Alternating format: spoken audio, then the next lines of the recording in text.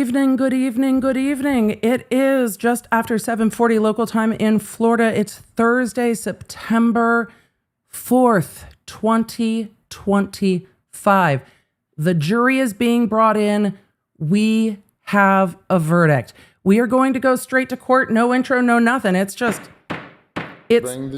to bring the jury. The court said the jury's coming in. He advised everyone in the gallery there is to be no visible reaction. There is to be no expressions. He told Donna that she is to control her face. They were out for what? Just about 4 hours? So we are back. Everybody, it's good to see you. We didn't roll the intro because the jury is coming in. We will rewind and see what the judge told them later. Do we have lip gloss? No. Are we ready? Yes. It's verdict time. That was very quick. Chat's telling me just over 3 hours. All right. If the jury foreperson could... That was fast. That was a fast verdict. The jury reached a unanimous verdict.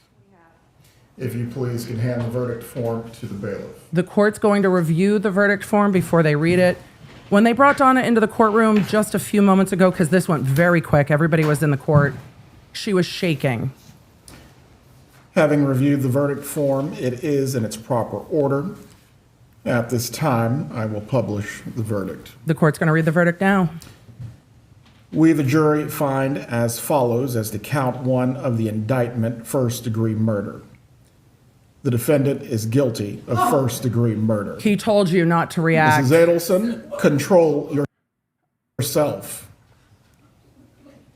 He told her before they came in, she's going to be guilty of all. We, the jury, find as follows as to count two of the indictment.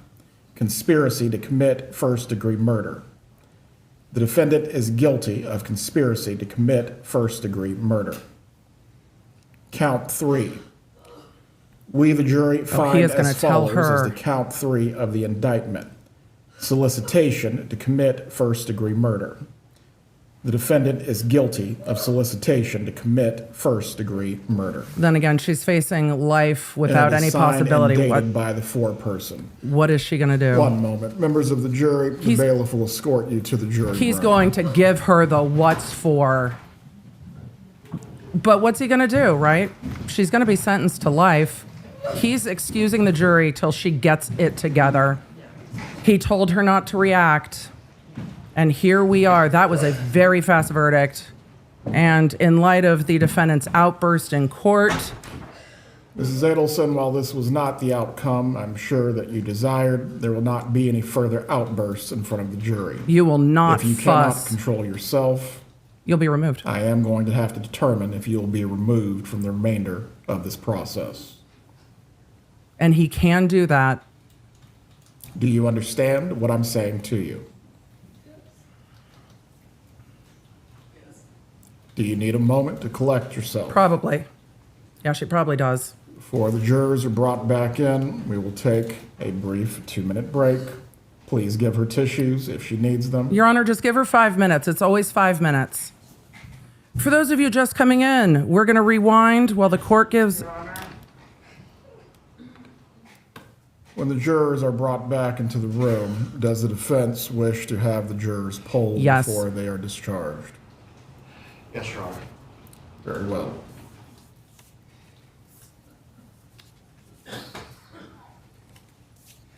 For those of you just coming in, they announced that there was a verdict, and this jury came in so fast that we were barely streaming by the time this verdict came in. It happened incredibly fast. For all of you that just got the app notification, the judge read out the verdict. Donna had a physical reaction and a verbal reaction to it, and the court is giving her 2 minutes to compose herself. We will take a look at that real quick one more time. So the jury, we are backing up. This went incredibly fast when they brought the jury in. This particular time. The jury was coming in. I rewound just for a moment. Donna is composing herself in court. I'm going to fast forward to the court reading the verdict. The judge admonished Donna not to react when the jury came in. Has the jury reached a unanimous verdict? We're going to roll that back one more Hand the time, verdict form to the bailiff. and then the jury will come in and be polled. We'll go back to live in just one moment for everyone that's just getting in. Having reviewed the We're gonna verdict rewatch form, the it reading of the is in its verdict. proper order. At this time, So this I is will the reading of that publish the verdict? We, the jury, find as follows as to count one of the indictment, first-degree murder. The defendant is guilty of first-degree murder. Mrs. Adelson, control yourself. She was advised. The gallery was Count advised. two. We, the jury, find as follows as to count two of the indictment. Conspiracy to commit first-degree murder. The defendant is guilty of conspiracy to commit first-degree murder. Count three. We, the jury, find as follows as to count three of the indictment. Solicitation to commit first-degree murder. This The defendant defendant makes is me guilty mad. of solicitation to commit first-degree murder. And it is signed and dated by the foreperson. And then the judge removes the One jury. moment. Members of the jury, the bailiff will escort you to the jury room. This judge is not pleased. He escorts her out. He gives her a moment to compose herself. For all of you that were just coming in, because this happened very fast, we're going to go back to live. The defendant was given a few moments to compose herself. That's what she was doing. The jury has not come back in yet. The court gave her some tissues. Bond. The jury is going to come back in to be polled. And we are going to watch the jury come back in to be polled.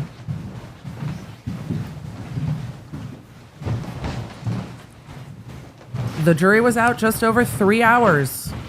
So close. Y'all with 3 hours feel good. Y'all were close. Members of the jury, before I discharge you for this evening, I am briefly going to poll you concerning whether your verdict is unanimous at the request of one of the parties. When you hear your last name, please appropriately respond. Oh, they're going to mute this then. All right. They're going to poll the jury. We're not going to hear it because they are going to mute the audio as the court goes juror by juror and ask them if this is their verdict. I wish they would just do it by seat number. Juror number 1, juror number 2, juror number 3, juror number 4. They are polling the jury. We are getting a view of Donna Adelson while the jury gets polled. For all of you just coming in, we will rewatch the verdict and we will go back and see the judge admonish Donna Adelson before the verdict comes in. They were out just over 3 hours.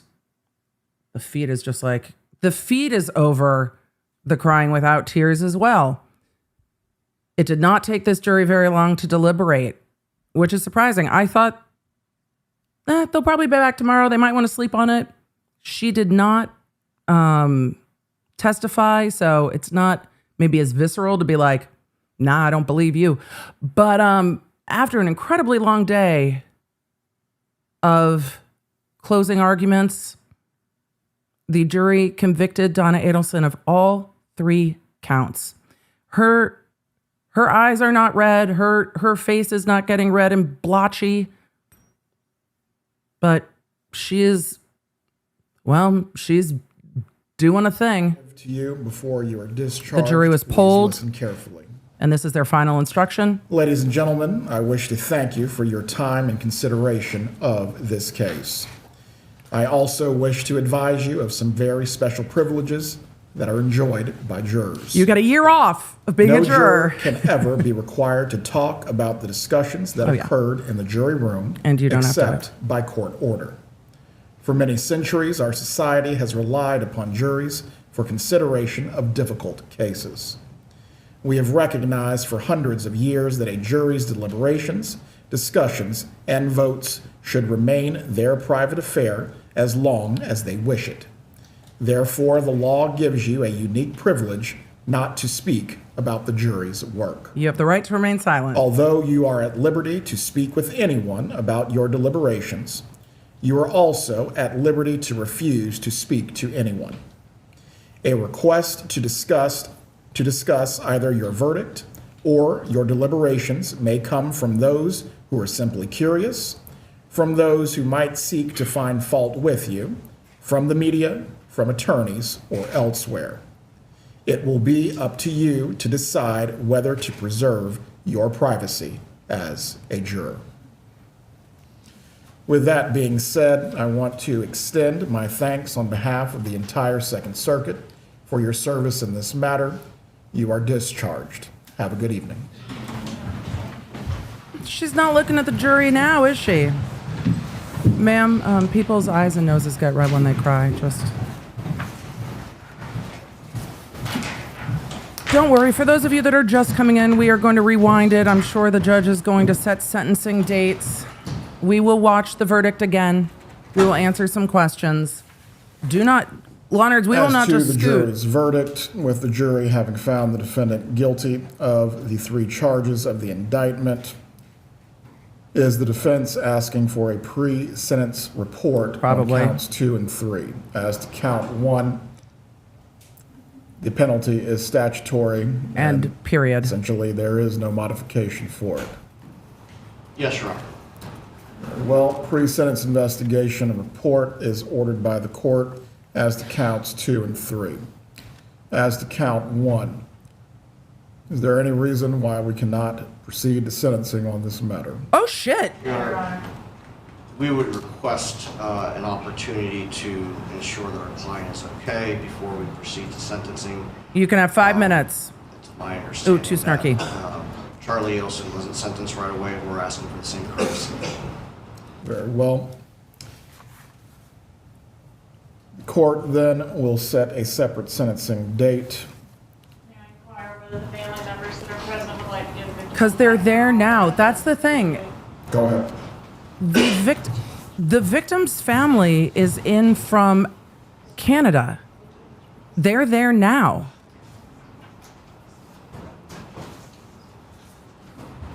Michelle asked, why sentence right away? The sentencing on count 1 is a statutory sentence. You get convicted, you get life, period. There's no ifs, ands, questions. There's no options. They could sentence on count 1 and then later sentence on count 2 and 3 after the PSI is in and allow the victim's family to make statements. But for them to have to come back into the U.S. after this to make statements. But are they going to have them make statements now? Oh, they're going to do victim impact statements right now. Miguelina, will you let the app know Right there in they are front doing of the victim Judge. impact statements? Anybody who doesn't have tissues, grab them, because they are going to move right into victim impact statements because the victim's mother and father are present in court Please can identify yourself for and the are in record. from out of the country. Yes, my name is Ruth Mark. That way, 'cause you're Sorry? gonna- I'm worried you're gonna trip. Just- Okay, I already did. My name is Ruth Markel. You may give your impact statement, ma'am. Thank you, Judge Everett. To the Wow. Honorable Judge Okay. Everett, my name is Ruth Markel. I am the mother of the late Dan Markel. I stand before you today to express the profound sadness and grief that Dan's family and I have endured since his tragic murder. We have lost a treasure. My son Dan's life was cut tragically short at 41 years old. For 11 years, we have been forced to a life filled with unimaginable pain and heartbreak. Dan's father Phil and his sister Shelley share in this unending sorrow. Dan was a devoted father, brother, and son. Dan's life was marked by his devotion to family, education, and community. He was a loving, caring, and inspiring person. His academic journey included studying politics and philosophy at Harvard University, earning a master's degree later in political theory from the Hebrew University of Jerusalem and the Emmanuel College in Cambridge, and later going back to Harvard to get a law degree. Dan was a prolific scholar and did start, co-founded the influential Prof's blog. His energy, drive, and sociability greatly enriched the FSU College of Law. Dan's life was filled with passion, music, dance, sports, travel, and people. But of all my son's accomplishments, However, I am most proud of the devoted father Danny was to his two sons, Benjamin and Lincoln. Dan was present, loving, and supportive, always putting his children's well-being first. He regularly attended the boys' daycares, reading with them. His office was filled with their drawings, and his home, his living room, filled with their toys. There's just such a Dan stark was the boys' difference hero, in composure in and they had this been courtroom forced right to grow now. up without a father. Dan's murder has shattered our family and caused deep permanent pain. This was a particularly senseless crime, and the murder was particularly insensible. It was not revenge. Dan was a law-abiding and respectful citizen, an active father, and a living son. His life was devoted to teaching and helping others. The pain and suffering of Dan's murder goes well beyond other families too. That is why I wrote the book, The Unveiling, a mother's reflection on murder, grief, and trial life. In my unrelenting grief, I turned to advocacy, to feel purpose, and to help others with these tragic losses. I have found meaning and comfort to connect with others who want to serve justice. To all the community of journalists, TV programs, podcasters, Tallahassee communities, and the allies who have put their hearts in keeping Danny's story alive, we are full of thanks. To law enforcement and prosecutors, our gratitude is beyond for their dedicated, careful perseverance in seeking justice for Danny and our family. If Tallahassee is known for football, Tallahassee should be known for the prosecution and for law enforcement. They have done an outstanding job. These extraordinary efforts underscore the brutal truth of our family's story. Danny's murder was orchestrated by his former mother-in-law, Donna Adelson, and other Donna, your co-conspirators, face. and is a crime of cruelty. It is a murder of grief, a murder of selfishly prioritizing one's own desires over what is just or right. And at its core, this was a murder of convenience, so that one grandmother could live closer to her grandchildren. She killed their father and ripped the children from the other grandparents' lives. Donna Adelson's crimes against Dan began long before his murder. No, leave both of them on screen. His children. She spread lies about it and contributed to a brutal separation between Dan and Wendy. She rented the house, and Dan came home, and he found that Wendy and the boys were gone with most of their belongings. He called this devastation Pearl Harbor. Donna's eagerness for Wendy to divorce Dan and to relocate to South Florida led her to increasingly devise desperate schemes. Despite these efforts, the court ruled that Wendy could not move the boys away from their loving father. Failing to achieve her goal through legal means, Donna finally resorted to orchestrating Dan's murder. She plotted, planned, and paid for his murder. Donna's crimes led to further devastation.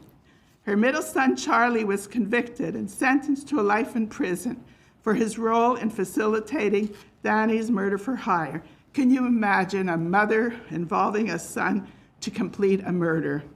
Donna's eldest son, Rob, an honest and decent man, is estranged from the family, and her younger child, Wendy.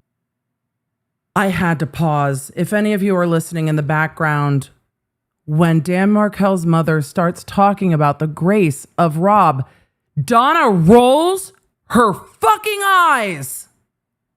Oh my God. Donna! For all of you just getting here, we are listening to victim impact statements after the conviction of Donna Adelson, which is why she is sitting and shaking. I am going to let that play. I backed it up because her face. Convicted and sentenced to a life in prison for his role in facilitating Danny's murder for hire. can you imagine a mother involving a son to complete a murder? Donna's eldest son, Rob, an honest and decent man, is estranged from the family, and her younger child, Wendy, has decided once again to relocate to another Donna. state. Her actions and those of her co-conspirators have caused children to lose their parents. Catherine McManus, Efreda Garcia, and Charlie Adelson, also convicted, are all convicted for life and have lost access to their children. Prior to her arrest, Donna's recorded phone calls with Charlie reveal their lack of a moral compass or capacity for self-reflection. She blames facts. external forces for her family's curse. They're outside of her, but she is the curse, and lashes out angrily at witnesses who took the brave step to testify. Her modus operandi has always been to run from Tallahassee and then to try to flee to Vietnam. For our family, there is no such prospect for escape. You can't run from Danny's the grief. absence, and that leaves a hole at the center of our lives, no matter where we go. Yet Dan's murder was not enough for Donna. His death was not enough. Danny had to be fully erased from his beloved sons. The boy's last name was ever changed, an extraordinary decision to excise the Markel name from Phil's only grandsons who shared his last name. And after the first arrests were made, Donna didn't allow the Markel family to have access for over 6 years.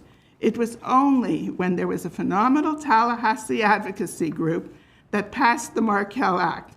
The passage of this bill was immediately followed by our first invitation to see the boys after the arrest. The door only cracked open. Despite these efforts, we remain excluded from the boys' lives. We were not at their bar mitzvahs or graduations. We have extremely highly choreographed visits and communications. We only wait for the day that Benjamin and Lincoln will visit their father and his grave in his father's history and his grave in Toronto. We want nothing more. The facts of Danny's murder, are difficult to swallow. The experiences Phil, Shelley, and I have been forced to suffer are profound as homicide survivors and victims of the criminal system. The lives of Danny's 2 sons, our grandchildren, were forever turned upside down by this crime. Benjamin and Lincoln were only preschoolers when their father was murdered, and now they are forced to confront and try to understand the unthinkable crimes of murder and the Adelsons' involvement. Our lives will never return to normal. For those who loved Danny and for those who Danny loved, there is no escape from the wicked effects of what Donna Adelson set in motion, carried out, and paid for, and for many years enjoyed the aftermath of. Donna Adelson has caused immense devastation and an untimely, undeserved murder through her actions. While no trial or verdict can ever heal the profound wounds caused by Dan's murder, justice must be served. I respectfully ask the court to impose the maximum sentence on Donna Adelson. Right. Her lack of cooperation and remorse throughout the case demands justice, the justice that Dan's life and memory fully deserve. We are immensely grateful to the court for its careful and compassionate deliberation. Respectively, Ruth Markel. For those of you just coming in, we are in victim impact statements Other victim impact that happened statements this immediately.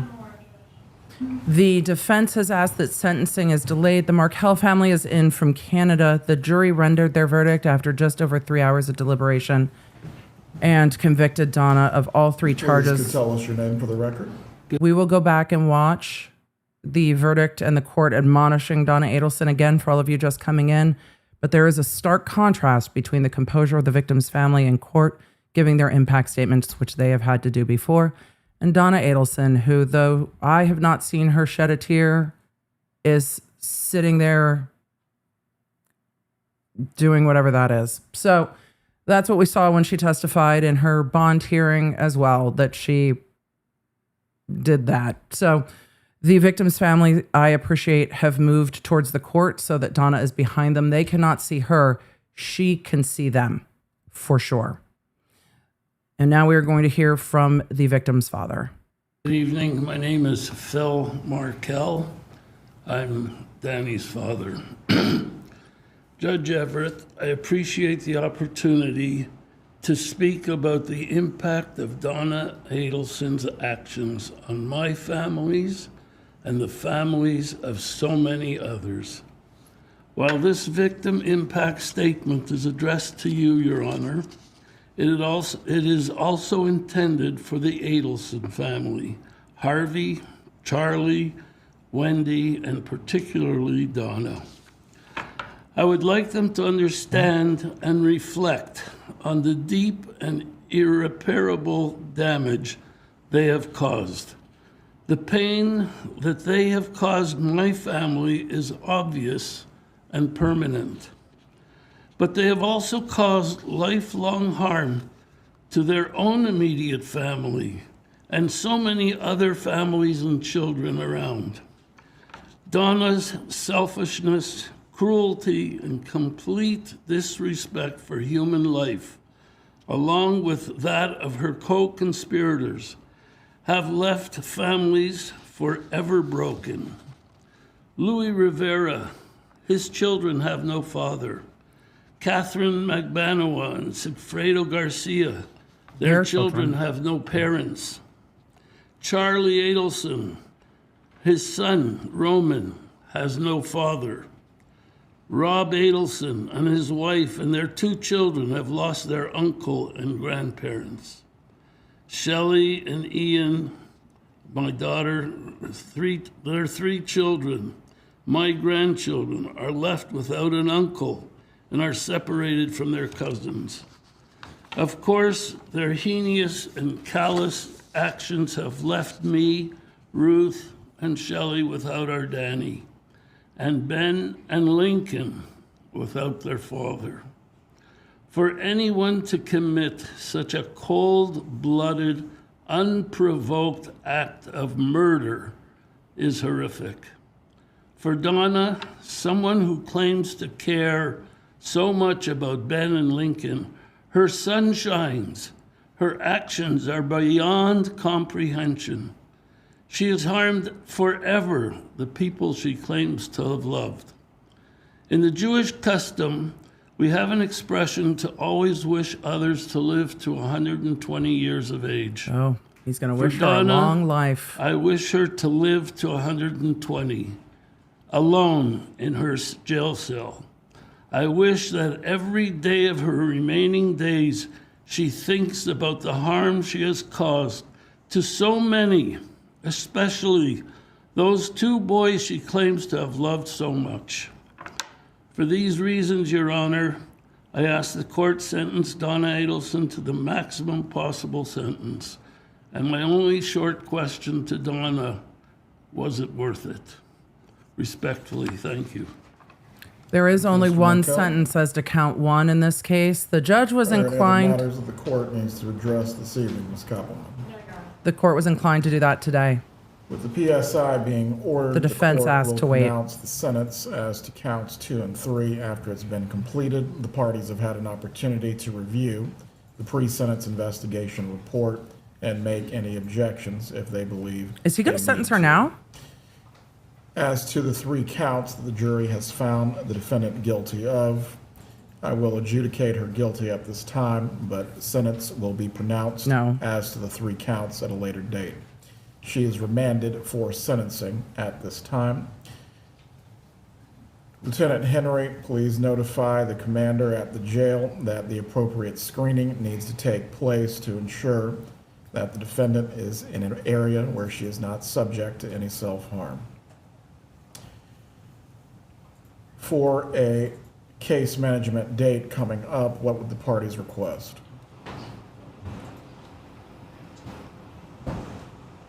Dugan's October court date, Your Honor.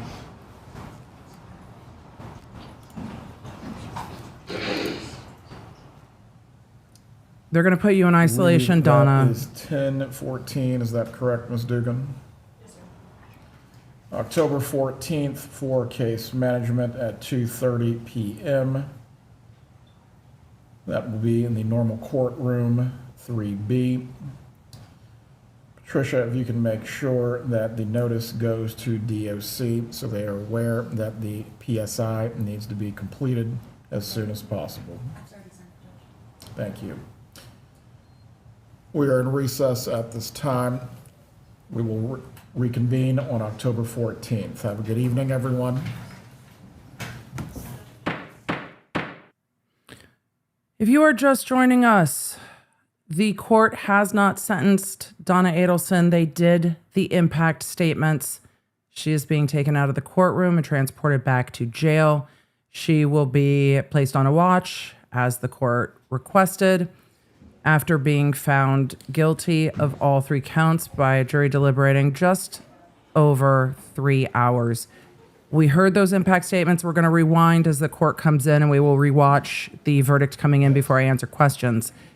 The court indicated that they will be doing the pre-sentencing investigation or a pre-sentencing report. And when you talk about court going back to normal, the judge is talking to his court staff. The prosecutors and law enforcement are leaving. They are going to do that pre-sentencing report. There is some statutory variance in the sentence for count 2 and 3. But as to count 1, there is only one sentence, and that sentence is life without parole. Florida does not have parole. The sentence is life, period. And that is the only option on count 1, which is why the court was ready to go move ahead to sentencing today. The court was like, we can do this now. I think it might be closer to 3. So they are still doing court business in court. For all of you saying, don't worry, I missed it, we're going to rewind. We're going to rewind. We will watch again. I had been monitoring the feeds. I was actually on the phone with Judge Abby, but I had been monitoring the feeds, and the feed flipped back to court. I'm like, what is happening? And then there was no audio. I'm like, what is happening? And then my phone went, everybody's saying they have a verdict, and here we are with a verdict. So they are showing the gallery in court, hugging one another. The victim impact statements had the ability to directly address Donna. They didn't lay into Donna in a particularly aggressive way. They laid out the facts from what we saw. So that was a very, very quick deliberation. And it is almost 8:15 local time. Florida's like, y'all are here, we're here, let's go. But that was a very fast verdict. The jury did not take very long at all in deliberating. Yes, Emily, that's what fast means. We are going to go ahead and roll that back to the beginning when the court admonished Donna. We will rewatch the verdict together for those of you just coming in. I think they were maybe 10 minutes longer than Charlie's verdict, but just about same. And again, a very long court day. This court feed has been, let me see how long this has been live. Because they went live just barely before court started this morning and have been live for almost over 11 hours today. It's a very long day for everyone involved, but a long day, a quick verdict. The court was ready to go to sentencing. The court's like, there's only one sentence on count 1. We can do that now. Life is life. Let's roll. And the defense is like, can you please not sentence her today? And so the court was like, let's pick another date. Do we need to check with the victims? And the prosecution was like, we're doing impact statements now. They are here. We are giving them the opportunity to be heard. And Donna can sit there and listen. Much to Donna's maybe displeasure. So from the time cameras start rolling this evening, we are going to rewind to the part we have not watched, but letting the jury deliberate and have the time they need, they absolutely did that. So we are going to look back at court. 20 minutes ago? When they came in, the court admonished Donna and the gallery, no outbursts, no verbal outbursts. So when they brought Donna into court, she was already starting to shake as people were coming in, which we have seen her do in past testimony. We saw that when she testified about wanting to be moved into a different custodial situation or released, she was shaking in the same way when she testified. But, as much as she squinches up her face and, wiggles her legs up and down, the fact is that when people cry, Julia Janae just walked into the courtroom. When people cry, their noses get red, their eyes get red, the water just starts coming out of their face. So we're going to watch this until the sound comes in, as everybody comes and gets settled into the courtroom after they were alerted that there was a verdict. They were in there very, very quickly. Very quickly. So it's just been a very long day for all these parties and the lawyers. Also, what I noticed during the victim impact statements when Dan Markel's mother was referring to Rob Adelson, all of the shaking stopped while Donna made a face. The sheriff was talking to the defense team. Oh, the shaking had stopped for a minute. Is it back? Yep, there we go. So the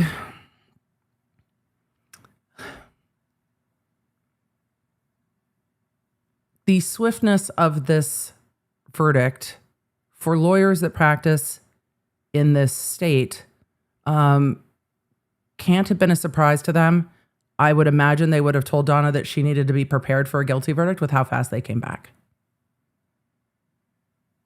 But the prosecutors are coming into the courtroom. Again, we rewound about 20 minutes ago.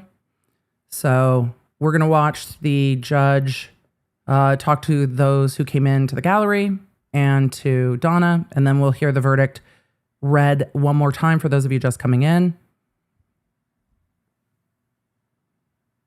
Defense attorney's talking to the prosecutor, Sarah Dugan.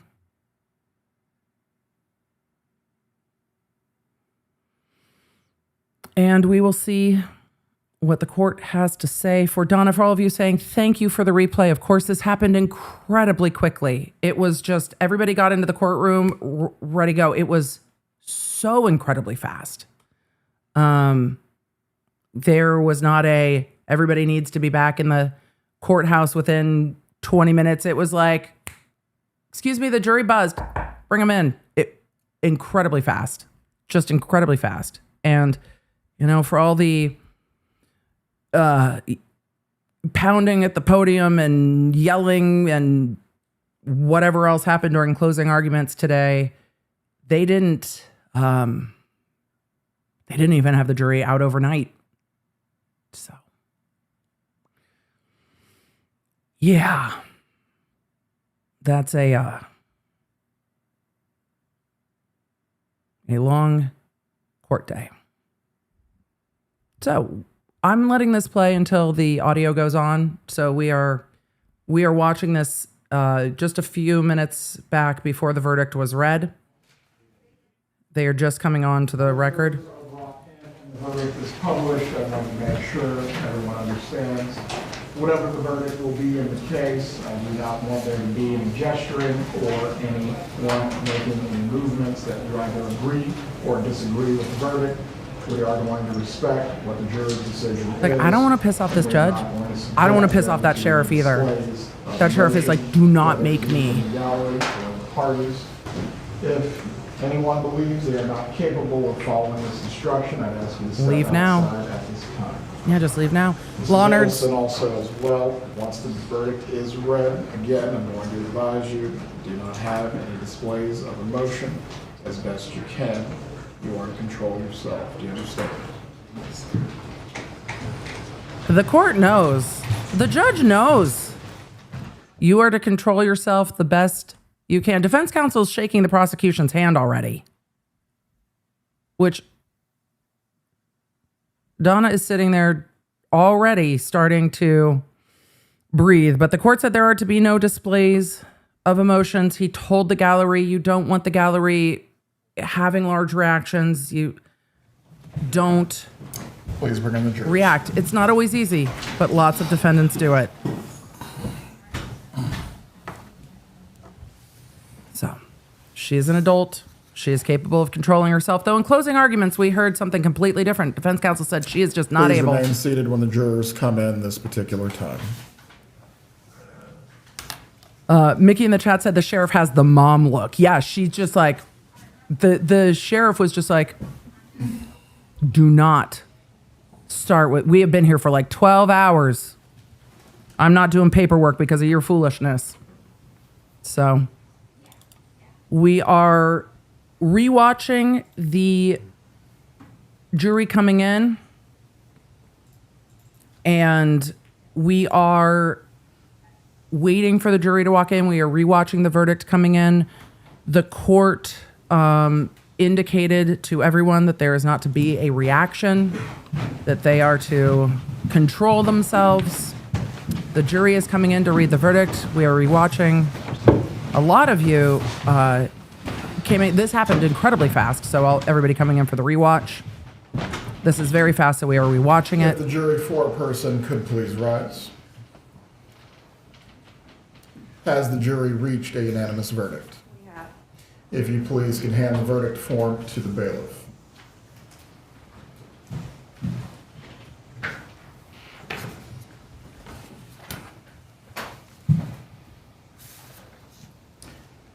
Having reviewed the verdict form, it is in its proper order. At this time, I will publish the verdict. We, the jury, find as follows as to count one of the indictment, first-degree murder. The defendant is guilty of first-degree murder. Mrs. Adelson, control yourself.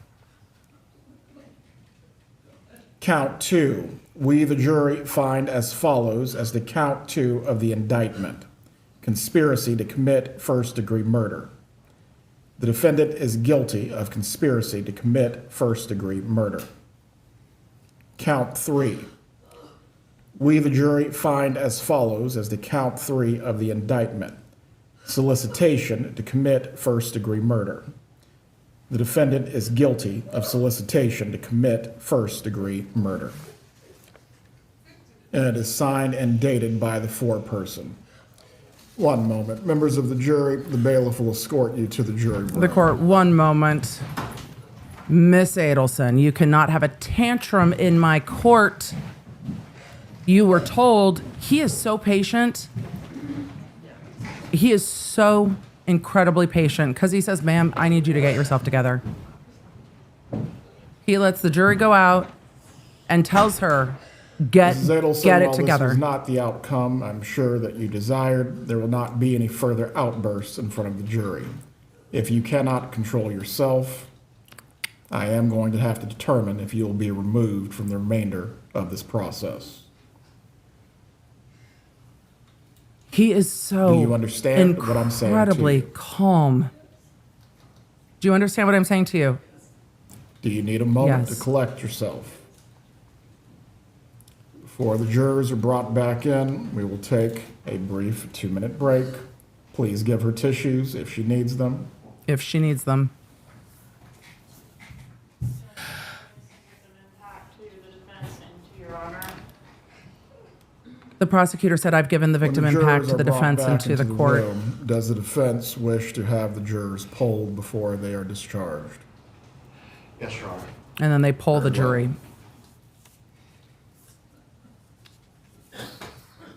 The court, when we talk about judicial demeanor, this is what they mean. He told her not to react and then said, ma'am, do you need to collect yourself? We will give you a minute. And he stayed stoic, calm, and still stern but compassionate. This is not the outcome you hoped for. But what we're not going to do is throw a tantrum in front of the jury. Compose yourself. He did not admonish her. Jurors, so we can conclude with their portion. He did not admonish her during victim impact statements. No one else in the gallery seemed to react, or at least audibly that we could hear. The jury comes back in. They're pulled by name. But when they talk about judicial demeanor and judicial temperament, this judge is just a incredible example of what that means. His demeanor is always so composed, even when he's annoyed, even when you know he's annoyed. I think all we've seen this judge do when he's not chuckling with the jury is aggressively hit the backspace Members button. of the jury, before I discharge you for this evening, I am briefly going to poll you to concerning They're whether showing your Harvey. verdict is unanimous at the request of one of the parties. When you hear your last name, please appropriately respond. And then they poll the jury by name. The judge asks them each by name.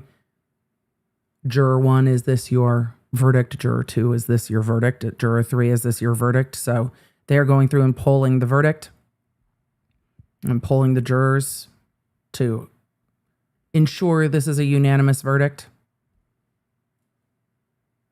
And so they are doing that. That's why it's muted, because they're doing it by name, not by number. And we watch the victim impact statements. We're going to leave that on timestamps for everybody, for all of you who got your app notifications. I wasn't sure we were going to have a verdict tonight either. It was very, very quick. Very quick. So.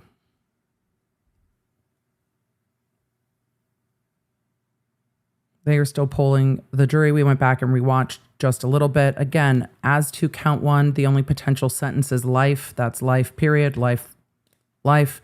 They don't call it LWOP in Florida because there's no parole. So life without parole, when there's no parole, doesn't make sense. It's just life, literally, period. And she will be sentenced to life on count 1. They are doing a sentencing report as to counts 2 and 3. To you, before you are discharged, please listen carefully. This is the last instruction to the jury. Ladies and gentlemen, I wish to thank you for your time and consideration of this case. I also wish to advise you of some very special privileges that are enjoyed by jurors. No juror can ever be required to talk about the discussions that You don't occurred have in to the be juror interviewed. room, except by court order. I was trying to For move to many closed centuries, captioning our and it's society fighting with has me. relied upon juries for consideration of difficult cases. We have recognized for hundreds of years that a jury's deliberations, discussions, and votes should remain their private affair as long as they wish it. Therefore, the law gives you a unique privilege not to speak about the jury's work. Although you are at liberty to speak with anyone about your deliberations, you are also at liberty to refuse to speak to anyone. A request to discuss either your verdict or your deliberations may come from those who are simply curious, from those who might seek to find fault with you, from the media, from attorneys, or elsewhere. It will be So, ladies up and to gentlemen you of the jury, to if you would like to decide say whether anything, to my email is preserve public. your I'm privacy happy to. as I'm a happy to juror. chat if you want to chat. We are With not that looking to being find said, fault. I want to extend my thanks on We're behalf always of here. the entire Second Circuit for your service in this matter. I mean, just in case. You are discharged. Have a good evening.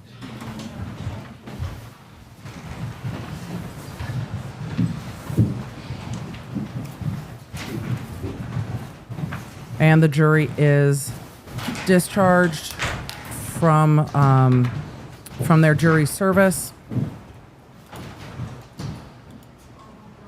Team Baker has let me know that the Markel family, aside from giving their... As to the jury's verdict, with the jury having found the defendant guilty, we're going to listen to the rest of the court's admonition.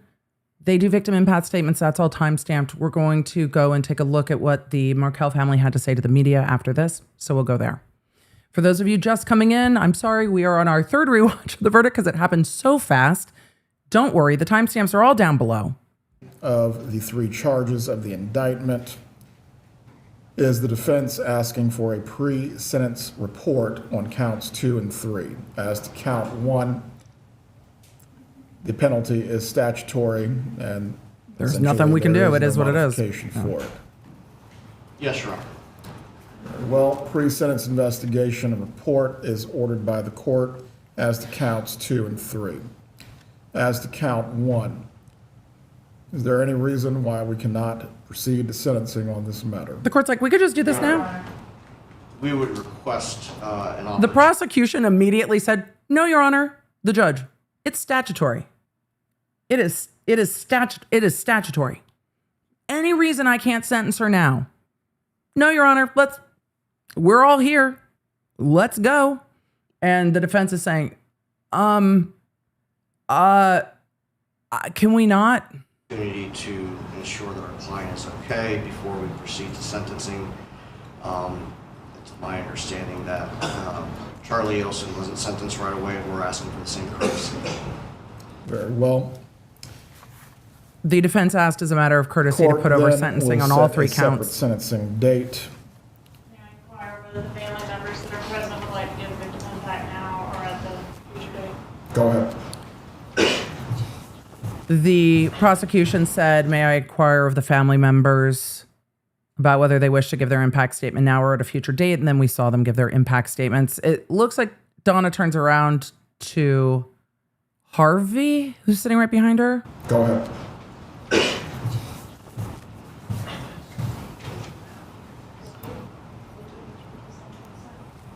So we're going to go to see what the Markel family said after court. They sent I will turn this down a little and leave the court feed running for those of you that have not seen it with us yet. Donna is sitting with the paralegal for the defense team and her defense attorneys. So that's where we are at. All right. The victim impact statements were made. We covered those.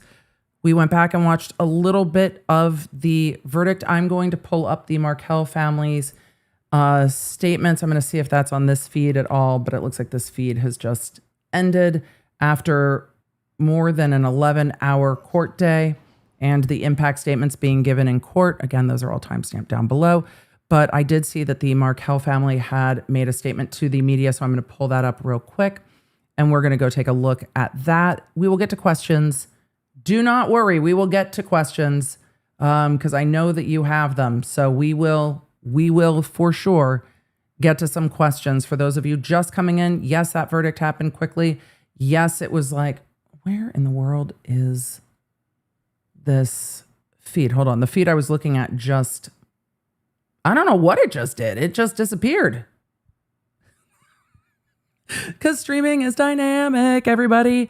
I was just looking at a feed where I saw the Markel parents, Dan Markel's parents, give a statement.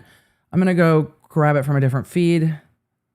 And we are going to go outside the courtroom to some of the feeds. All right, give me 1 second. We'll go grab that because the feed I was looking at just, it disappeared real quick.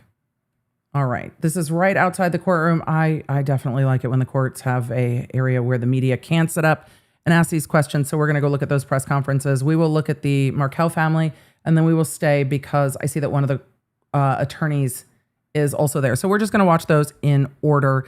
Then we will get to some Q&A. If you were just coming in, the jury came back in just a little over 3 hours with 3 guilty verdicts, and Donna Adelson reacted in court. The court sent the jury out, gave her a moment to compose herself, brought the jury in, pulled the jury, went to victim impact statements, indicated that he was willing to go to sentencing because on count 1, the sentence is statutorily mandated at life, period. The defense asked for time for the sentencing, and they will be doing a pre-sentencing report on the other 2 charges because those other 2 charges have a range, which means the court can pick from sentences. It's not fixed. Count 1 is a fixed statutory sentence of life. The other counts have a range, and the court will be able to pick from that range, and those will go afterwards. So she will have the opportunity to, after this, we will start the wave of appeals, I am sure, because after a conviction, there are appeals. All right, let's go to outside of court with, who are we with? WCTV. That is who we are with. And see what is said. It looks like they are literally outside the elevator bay. Fingers crossed for audio. That's Harvey Adelson right now leaving the courtroom for what we understand. We do have photographers set out in both camps in case the defense and the state want to give statements after this trial, which does happen many times. Ms. Cappleman, Ms. The audio is a little bit rough. Is the media scrum, so apologies for the... I'm sorry for the Blair Witch effect of that camera work. Let me zoom. I had seen them outside court. I thought we were safe. We were not. Let me zoom past that. I mean, when he called it a media scrum, I do appreciate the rugby reference, but that's exactly what that was. All right. Outside of court, we are going to let these roll as the victims' parents are coming outside of court. They have been there for 12 hours today? 2, and then 1 again in 2023, and now 2025. Let's listen into the Markel family. Known family. for football. I think it's better known for prosecution and law enforcement skills and high standards of delivery. Dan Markel's parents speaking to the media outside of court. Tonight we have a lot of people to be grateful for. I've often said my life is full of 2 words: trauma and gifts. Tonight I'll talk about, I said, the trauma inside. The loss of Danny Markel is a great loss for all of us. And the gifts are all the people who've supported us, our allies from FSU University, the Tallahassee community, and all of you in the media, of which we've had tremendous support. Social media, podcasters, print, and all other aspects of helping us produce and deliver this very important communication. So thank you. We are grateful. Ruth, you mentioned the Markel. Dan Markel's parents have been through 4 trials now. I don't think that makes it any easier. But I have to wonder if this prosecution is just a little bit different for them. Because it is the other grandparents. And we heard in the victim impact statements that Dan Markel's mom said, Donna was instrumental in this divorce. It is a little bit more same when you have Dan Markel's mom saying, you know what, mom to mom, you know what you did. I just wonder if this conviction is a little bit different for them because of how incredibly personal it is. The harm and the unique harm that Donna caused, especially if they agree with the prosecutors that Donna was the driving force behind this. We heard the prosecutor say it just earlier today. I know it feels like it was 800 years ago, but just earlier today. Charlie was into go-karts and girls, essentially. Donna was the one involved in Wendy's life. Donna was the one behind this. All right, let's continue. In your comments, and I know so many people are wondering, will the Markel family be able to enjoy the protections of the Markel Act that is named for Dan? Well, the Markel Act actually it's specific to, just to answer the question very specifically, it's part of having a civil or a criminal offense against the spouse of a person who has been deceased. We have had access because of the Markel Act. So as it was passed, it opened up. Wendy had invited us to the bar mitzvahs. We had a little bit of an opportunity to have communications and some of this, but they're highly choreographed. It's not a natural process. We're looking for when we can communicate via email, via phone. We have no Live TV is dynamic. At least we can still hear them. The Markel Act that is being asked about by the media, before we look at the back of this gentleman's head, is an act that was passed in Florida to try to prevent grandparent alienation. they were talking about being invited to their grandchildren's bar mitzvahs, but you know who didn't make it to that bar mitzvah in January? Well, Donna was in jail, wasn't she? Continuing on. Oh, everything is done still through Wendy's devices, let's call it, and time frames. So we're looking for that more natural opportunity. Do you believe that She said they were looking for more opportunities to connect with their grandkids. everyone who participated in this crime has been held accountable? I'll let other people in my family talk about that. Okay. First of all, just one little side for me. This is Dan Markel's father speaking to the media. And then we disinvited from it. So just to clarify. With difficult audio. My comments. First of all, I'm very, very grateful to the jury. They were very attentive. I watched them carefully. Loud. They listened. They obviously analyzed and came to a just decision. We're grateful to... The background noise is a bit rough, but Dan Markel's dad is giving gratitude to the jury, saying they listened, they analyzed. I mean, I think they got it, right? So, continuing on with the media interviews outside of court. The judge for his patience and his guidance, and everybody followed the law, etc. That background noise is rough. We're grateful to all of you guys here. I can't begin Gratitude to for the tell media. you. I always, to me, journalists were never, they're into just to post stuff in the papers, TV, or whatever. But you guys have really, really, it's been 11 years. You've supported us. And because of you, this case never went cold. And I can't believe people stop me when I'm in Dillard's or I'm in the wine store or in a restaurant. My claim to fame, unfortunately, is I'm Dan's dad. But it's so hard to It's hard to be so recognizable for the worst thing that's happened to you. The people, and because of you around the world, there aren't enough words to tell you how grateful we all are. This is, even though it's joyful or I'm happy decision that's come out, it's still very, very difficult. And we still don't have the full access to the boys that we'd love to have. They're very, very controlled, very short, and very far and few between. And it's... Boys live with Wendy. We just want anybody and everybody... They want their connection to their son. Who had anything to do with Dan's death brought to justice. And until that day happens, right. I will not be fully happy individual. And Phil, one of the, I think it's safe to say, one of the star witnesses in this trial was Rob Adelson. What was it like for you to watch him up there?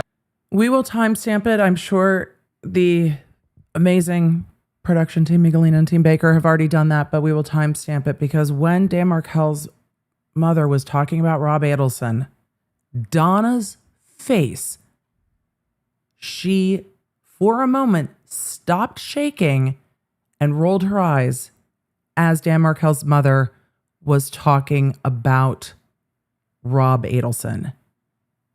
It was wild. Don't worry, we will go see what Georgia has to say after we see what the Markel family has to say. Testifying for the government. Rob Adelson and I we actually haven't seen each other for a long time, but we do communicate via text, telephone, etc. He is an incredible individual. How this guy... Dan Markel's dad sharing that he and Rob Adelson have been in contact. And I imagine that Rob feels blindsided by his family, similar to how the Adelson or the Markels feel blindsided by the Adelsons. And Rob has not testified at any of the other trials. But I'm not surprised that Rob has reached out to them and wanted to connect with them and wanted to feel like he could talk to them. Good for him. I'm really glad that he shared this, because there's not a lot of people in the world that know what this particular thing is like going through. And Rob and the Markels are unfortunately in that together. Happened to come out of this family is beyond my understanding. I think we respect his bravery and his courage in doing what he Stan's did. sister. And we really, will be very honored to see him and connect with him. But in particular, can we just let Rob's sister talk, please? What happened? For those of you asking about Rob Adelson testified at this trial. He is the oldest son of Donna and Harvey Adelson. He is Charlie's older brother, Wendy's older brother. we really respect his courage. And Phil or Shelley to answer this. Did this one feel good? You had the Dan Markel's sister was saying we respect his courage. hitman who was prosecuted. And again, right now you are looking Can we just hear the rest of the interviews? Maybe not. at Shelley. And the victim impacts for the year. Nope. Okay. We are waiting still for the prosecution to maybe. We are going to zoom to the prosecution giving a statement to the media. So we are going to go grab that right now. I'm going to switch feeds real quick and prayer hands for better audio. Fingers crossed. So we're going to swap over to the feed from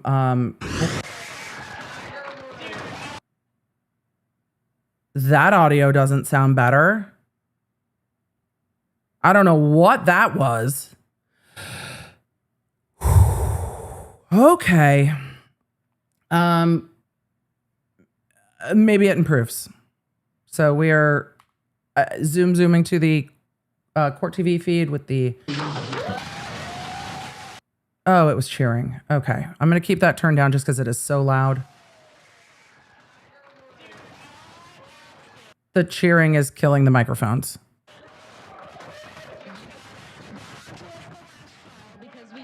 Okay. I kept that gain down. Hopefully all of you that have in-ears aren't destroyed. That was terrifying. We did let you take a moment and think about this and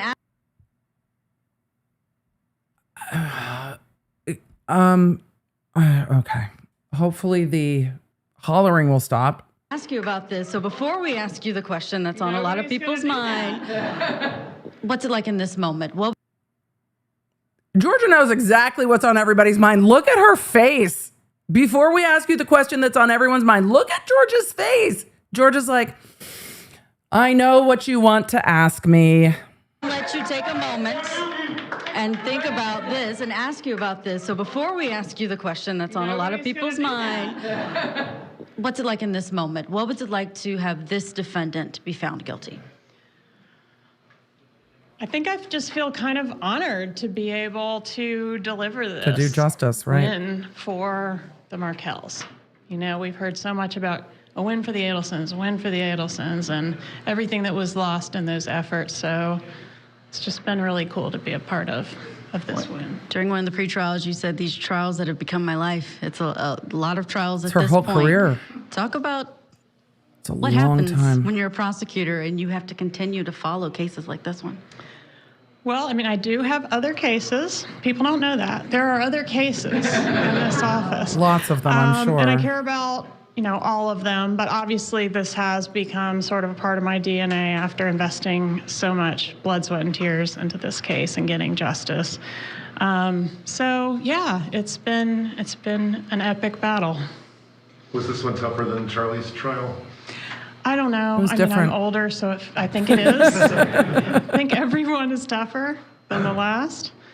Yeah, I don't know. I mean, more time passes and there's so more for stuff. real. There's more phones. There's more records. There's more emails. So it's a lot to organize, and it's a lot of little pieces to try to put together and try to create something cognizable that a jury can follow and get their head around. In Georgia, opening statements right out of the gate, Jackie Fulford appropriated Professor Markel's nickname, calling him Danny. A lot of people were upset about that. Did that bother you? The media is asking about defense attorney Fulford calling the victim Danny and whether that bothered the prosecutor. I'm curious if the prosecutor will give a media answer or like the real prosecutor answer, because the real prosecutor answer is, I knew it was going to piss off the jury. So, it's going to piss off the jury. So she could go ahead and say what she's going to say, but we'll see if she gives the media answer or the, when the defense makes the jury mad, they make the jury mad. We're just going to let them do it. Not as much as it bothered some other folks. I understood what she was trying to do. That's very gracious, counsel. Not the classiest move, and I think she kind of realized that and seemed to correct that over the course of the trial. But yeah, probably not a great move. And what about the amount of deliberations? Is roughly the same as Charlie, maybe a few minutes more, but not much. That surprised you? Because some people were predicting a longer deliberation. I was a little surprised. bit. I actually lost. I thought it would be slightly shorter, but I was being pretty ambitious. But yeah, it wouldn't have surprised me if it had been more difficult for them, because it was a large puzzle that kind of had to be put together. And but she I guess didn't they testify. got what they needed and they knew what they had to do. Will this be the last prosecution, sir? You are asking the question. Why are you that guy? Were you surprised by the defense strategy of throwing Wendy and Charlie under the bus? There's much I was surprised with in the defense strategy. It's very interesting to hear them ask, were you surprised by the defense strategy? Is anyone going to ask her if she's bringing donuts into the office tomorrow, or is that just an LA thing? Because she's probably taking the day off tomorrow. But do you bring donuts? And was the adoptive admissions ruling something that you pre-planned or something that you all It's an came up with adoptive in the admission. last That's the right ruling. We had a few incarnations of how to deal with the fact that she had adopted Charlie's really ridiculous story previously, and we didn't want her to be able to distance herself from that and create a new, better Didn't want her to defense, wiggle which out of it. she did seem to kind of try to be doing. So we did want to try to shove that on her and then, try to explain that to the jury. Okay, here's this whole other defense that she already adopted, and it's you want to lock her complicated, into and it. it has all its pushback that goes with it. So it did feel like a difficult minefield to wade through to be able to explain all that to the jury, but we wanted to make sure they understood that, hey, she's already committed to this defense that's a loser. And she's locked in. And now she's trying to switch it up and go to this whole other place, and you've got to pick a lane. It can't be both. So I think She said that that's in kind of closing, what we were too. trying to do, so hopefully we were successful. And it sounded like the new investigation developed a lot of crazy evidence, including y'all were planning to use some phone calls that you were not able to use at the trial. Is the sealing of this evidence going to be unsealed once now that Donna has been convicted, or do you know? I don't know the answer to that. I don't know. And you cannot still comment, I guess, about I think the not, details. since it's sealed, right? Yeah. All right, no comments about. Even you imagine it to be, but I don't think I should comment on it since it's sealed by the court How this did you feel time. when you found out that Donna was not going to be testifying? Something tells me you were probably salivating at the idea. They're asking about her response to Donna Adelson not testifying. Okay. I don't know about Sal.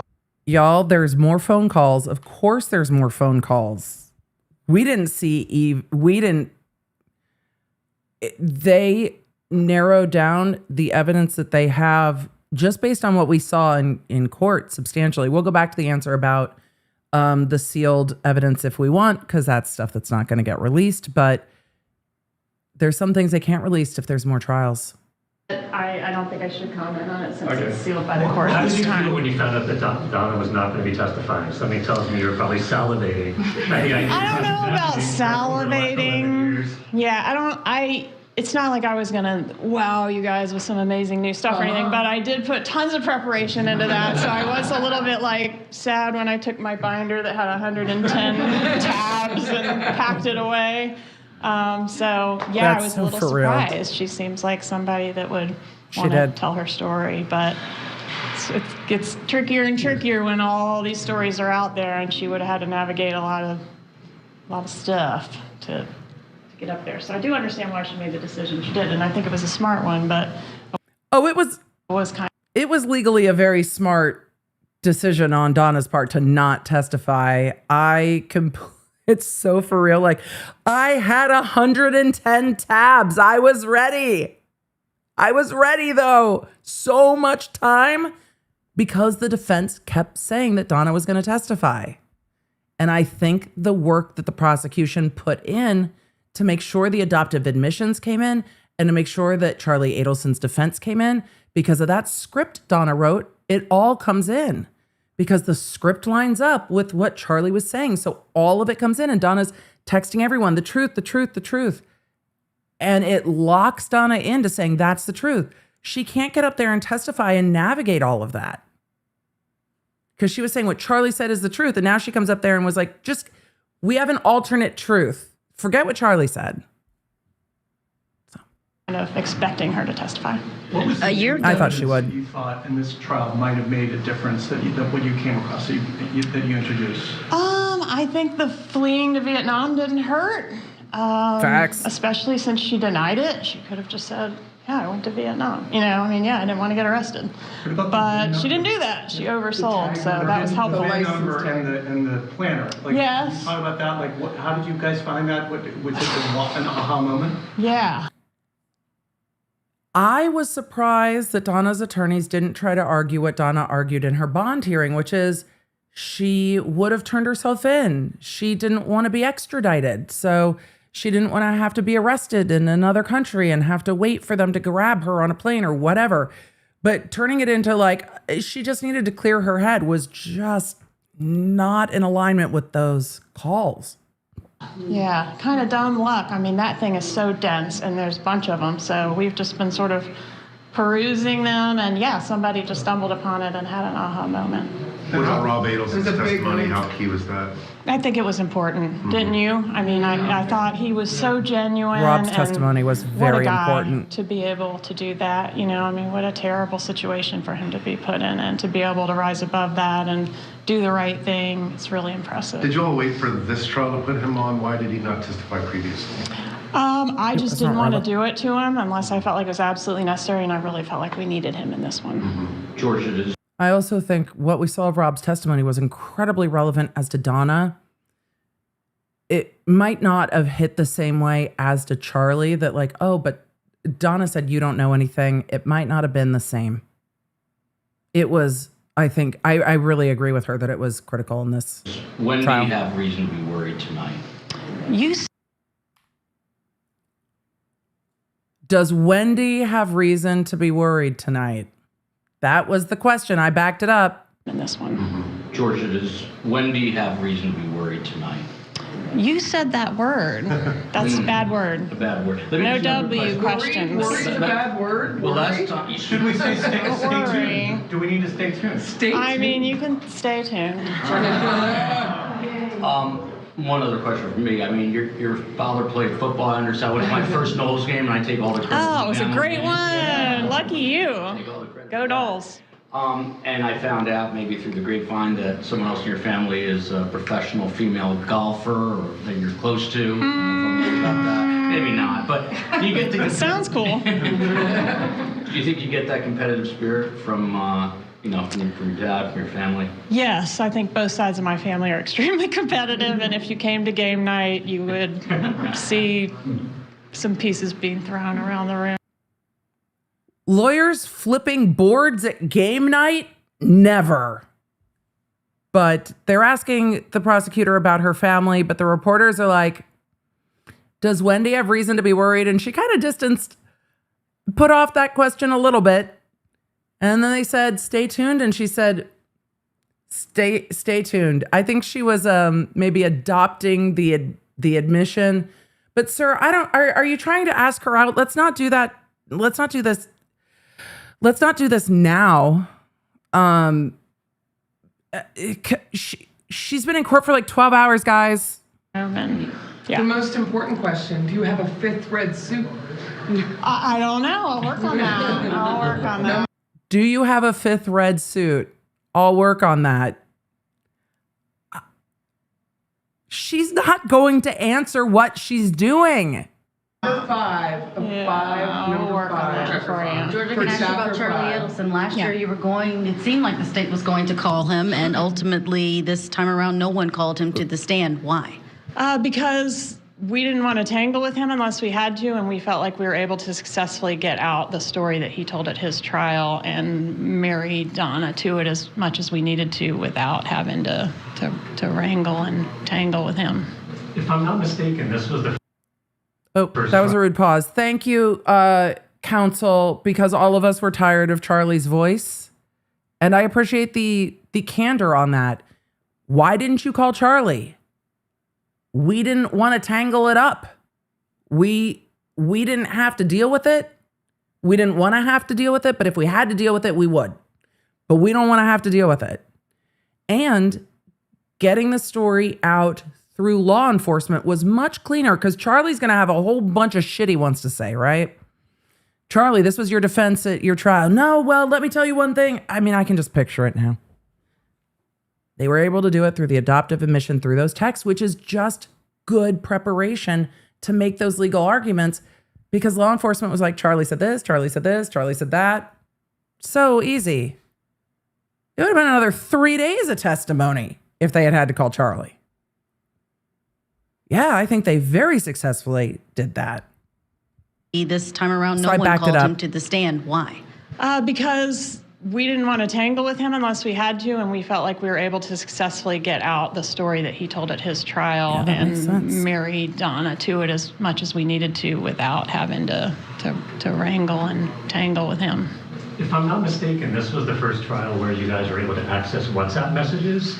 Was there a new am I right about that? Was there a new technological I can't advance? remember if we had any WhatsApp messages last time, but they are encrypted, so you really do have to get them off the device itself. So we were able to retrieve some threads from. Did they not get anything off of Charlie's phone? Because the WhatsApp messages came from Donna's phone when she was arrested. They wouldn't have had that before she was arrested. So that wouldn't surprise me. Donna's device. From Donna's device. Yeah. Was your all's case more polished? The demonstratives seem to be up a notch from before. Yes, that's because I didn't make them. I only directed. I did get some wonderful volunteer help. So I don't know if she wants a shout out or not, but the demonstrators were great. They were new and improved. Some of the witnesses even seem to be testifying a little smoother than before. I mean, they've had a lot of trials. Did they? I don't know. I don't know either. It's a blur. If the trial it's all one long day. If the trial had come forward a year ago, you wouldn't have all the evidence from the new investigation. How significant was to have that note from Drina Bernhardt? Oh man, I thought. How significant was it to have the note from Drina Bernhardt? They're asking about the script that the defense didn't want to talk about. The script with Donna telling those in custody what the fuck to say at her trial so they could get money and more. Did you see the prosecutor's face light up with joy? I imagine that's what her face lit up like when she found out that Drina had the script that Donna wrote. Because that shit never happens. It's just not real life. So when Drina was like, here you go, it must have been like, you're fucking joking that she wrote a script. So you can see the prosecutor's face. Is this real life? It's all one long day. If the trial had come forward Drina's a year ago, you wouldn't have all the evidence from the new investigation. How significant was to have that note from Drina Bernhardt? Oh man, I thought it was great. All right, Georgia Cappleman, there she is. Wait, she's not done talking. What are we doing? Wait, why are we breaking in on Georgia talk? Oh, I'm going to fast forward. I'm going to see if there's more. Hold on. Maybe there is. Maybe there's not.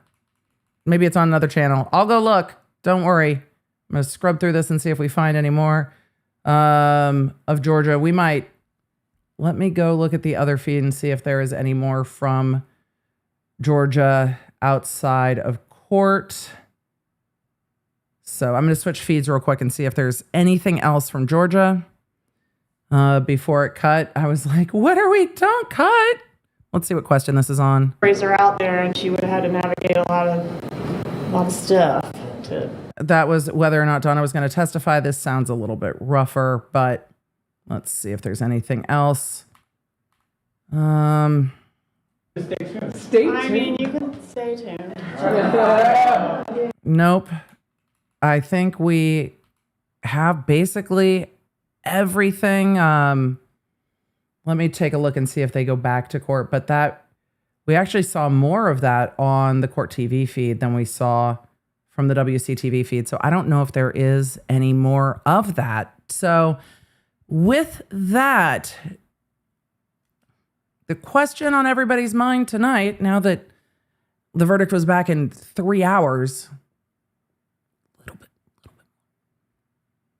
What about Wendy? And we know that after after a conviction, we're going to have a next court date, October 14th, 2025 will be the next court date. Gosh, we're already in September, so that's not going to be all that long. But that will be a setting date, and then they will set a sentencing date. So she'll be sentenced before the end of the year. On count 1, Donna Adelson will be sentenced to life. There is no discretion. There is no option. There is no nothing. Just life. Period. They are going to do a pre-sentencing report as to the other counts. We'll see what the judge will do. But the question on everybody's mind is, what about Wendy?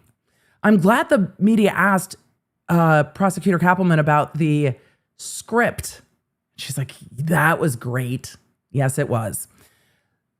What will happen next? Well, we'll have the next court hearing on the 14th. I'm sure, will file a notice of appeal. Of course, they're going to. And then it will start the long process of appeals. And there will be appeal after appeal after appeal. But as to Wendy, Georgia would not really answer and then said, stay tuned. So what's going to happen with Wendy? Well, this prosecution team has patience and a plan. So I don't think it's going to, just disappear, but we'll see, because the prosecution has other things that are under seal, other calls that are under seal that we heard about. And we know that they have more evidence from all of Donna's devices. So whatever happens next, this case is on the docket, and we're going to keep it on the docket until there's nothing left to docket, I suppose. I'm going to answer some questions, but I think no matter what happens with Wendy, she's definitely not writing a script, huh? My body is tired. It's been a very long day in court. We have streamed 10 hours more, and it's just been a long day. So we're going to get to some questions. You've got questions. I've got questions. We've got questions. We had a verdict. Woo! What a busy day. Let's get to questions. If we see any more interviews, we'll jump around and find them. But for now, we're going to just get to some Q&A. Thanks, y'all. Let's get to questions.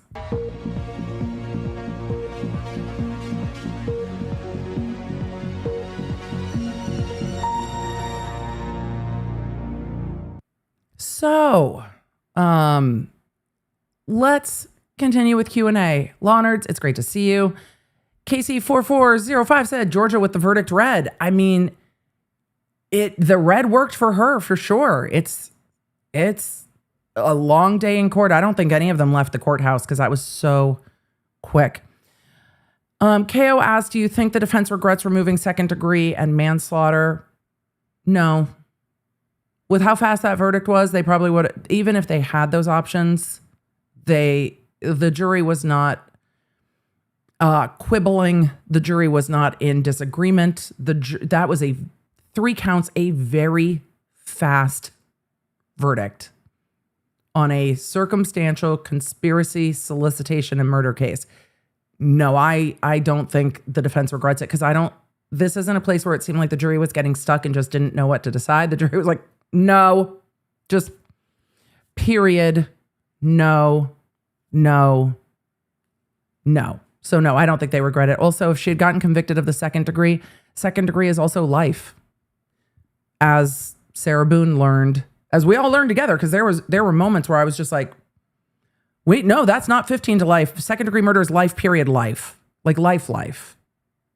So, no, I think that verdict and the timing of that verdict indicates that the jury was pretty convinced and didn't need a ton of conversation. I'm sure they wanted to look at some stuff, but they did not need a ton of deliberation. Dust Angel said, thank you for everything, EDB. Hugs and love. Thank you. And a huge thank you to the mods and to Team Baker. And of course, my family they don't get to see me a lot when we are doing trials, which is wild because whether I'm doing the trial or just covering the trial, they're long days. So it is quite a lot. Rita said, do you think there's enough evidence against Wendy? I think there's evidence that we don't know about. I'm real curious about what that is, but I am sure there's evidence we don't know about. We'll see what they decide to do with Wendy. Will they charge her as a conspirator after the fact? They've always called her an unindicted co-conspirator, and just because I'm sure there will be lots of questions. With Wendy, she was given immunity under the law per the subpoena. That is not true in every jurisdiction. When the state subpoenaed her, she has use immunity for what she says in court. That does not stop them from prosecuting her. It stops them from using what she said in court to prosecute her. They can use her actions. They can use other evidence. They can use other people's testimony. They just can't say, well, Wendy came in here and said XYZ at Charlie's trial and said ABC at her mom's trial and said this, that. They can't use what she said in trial against her. And they can't derive other evidence from what she said in trial. But it seems like most of the evidence they already have really they had before Wendy testified. And that's going to start with Jeff's testimony, with Wendy talking to law enforcement and the rest of it. And we will have to take a look at Wendy's full police interview. The only part of it I've seen is what we saw here today. Her demeanor was unfazed, I think is the way that I would phrase that. Smiles of Texas says, my heart goes out to them. My daughter died 4 years ago. I'm so sorry. I can't imagine not having my granddaughter in my life. We share joint custody. I'm so sorry for your loss. But yeah, I can't imagine the Markel families. They lost their son, Dan, in a horrible, violent murder. And they had lost their grandkids too. They're only, grandkids of Dan's. And that is a really stark reality that they just are completely cut off. It's just, it's incredibly sad for them. And the murder happened in 2014. So they have talked about having 11 years to process it, but it is still, grief doesn't ever really go away, does it? Melanie, thank you for the 20 gifted memberships. Grief doesn't leave. And there's grief of losing Dan and there's grief of losing his kids. It's a lot of grief. Angel Watcher said, have you seen Jeff's first interview? No. That was eye-opening for me. I have not seen Jeff's first interview. Hearing in trial that the TV was obviously like hit or punched is, and that it was like that for like a month is wild. It was like, no, that was damaged in June, around the time that the hitman went up there for the first time. And then it didn't get fixed. Also, we heard about how much money Wendy had. It's not as if Wendy was like, oh, I just can't get a new TV. If Wendy wanted to replace the TV, she could have replaced the TV, which begs the question, why didn't Wendy want to replace the TV? Why did Wendy want to know what route Jeff was driving the next day that would take him past Dan Markel's house? Oh, you're leaving at 11 a.m.? How are you driving out of town? That question, it seems, creeped Jeff out. And Jeff was like, get me the fuck out of town. Good. Trust your gut, people. Because what phones would have come up on that phone dump that were connected to the Adelson family if Jeff had been in town? Jeff's phone. I want to know more about the Wendy Jeff interaction because that is all before the murder happened. Because Jeff is like, when Jeff looked at everything in hindsight, it seemed by this trial, Jeff's response was, what the fuck was happening? I was out of town when the hitmen were up here the first time, and I was supposed to be going out of town when the hitmen were up here the second time? And I would have been driving at around 11 a.m. by Dan Markel's house. I would have been driving by his house in a light-colored car?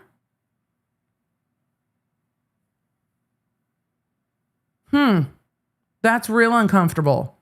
And Wendy, what we learned from Rob is that Wendy, who doesn't talk to her brother about that kind of stuff, sent a photo of her and Jeff to her brother. Don't tell mom and dad. Mom and dad already knew about her dating Jeff.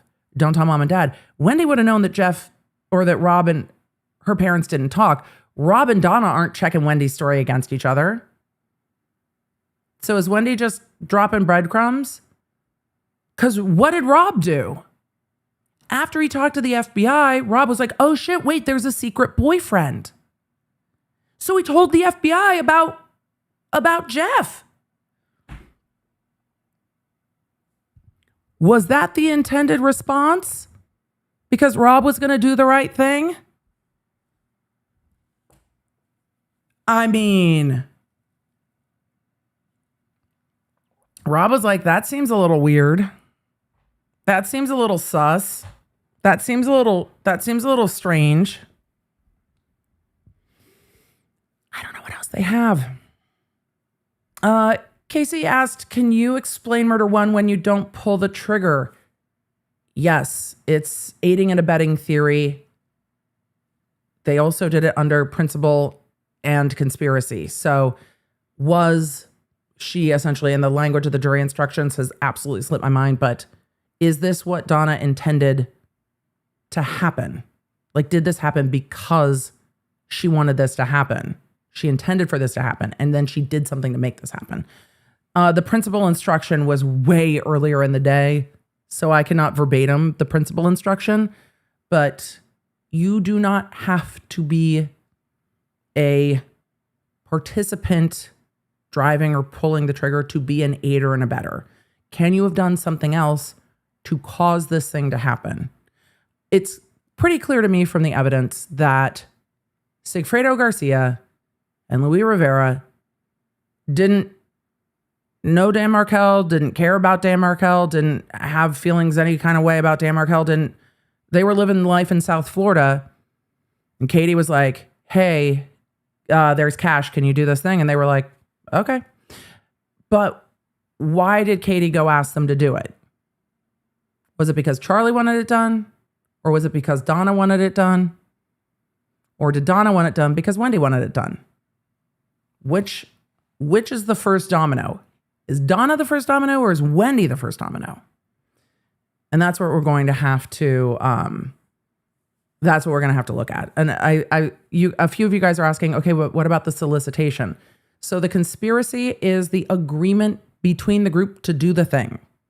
The agreement for it all to happen. Like, we can all conspire to get ice cream for dinner tonight because we're adults and we can just eat ice cream for dinner. I mean, it's not a conspiracy to commit a crime unless you're lactose intolerant. But we can all agree. Somebody can go buy ice cream. Somebody can grab Sprinkles or Jimmy's, depending on where you live and what you call them. But we can all agree to do the thing and then do the thing. Solicitation is hiring someone else to go do the thing. In my terrible analogy, solicitation is like Uber Eats or DoorDash. You hire someone to go bring you the thing. I want to eat ice cream, but can you go get it? Like, you fly, I buy. Solicitation is getting someone to go do the thing. So, like, I'll pay. Can you do it? No, I don't want to do it. And I'm not trying to minimize. I am truly just trying to explain. But solicitation is hiring someone to do the thing. And this case is incredibly sad. So hire someone to do the thing. The murder is the thing. So did Donna hire someone through her actions to do the thing? It doesn't have to be her hiring someone.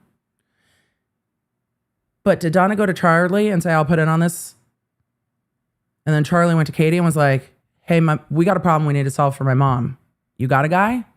And then Katie went to Sigfredo was like, hey, they've got cash and a problem. Can you handle that?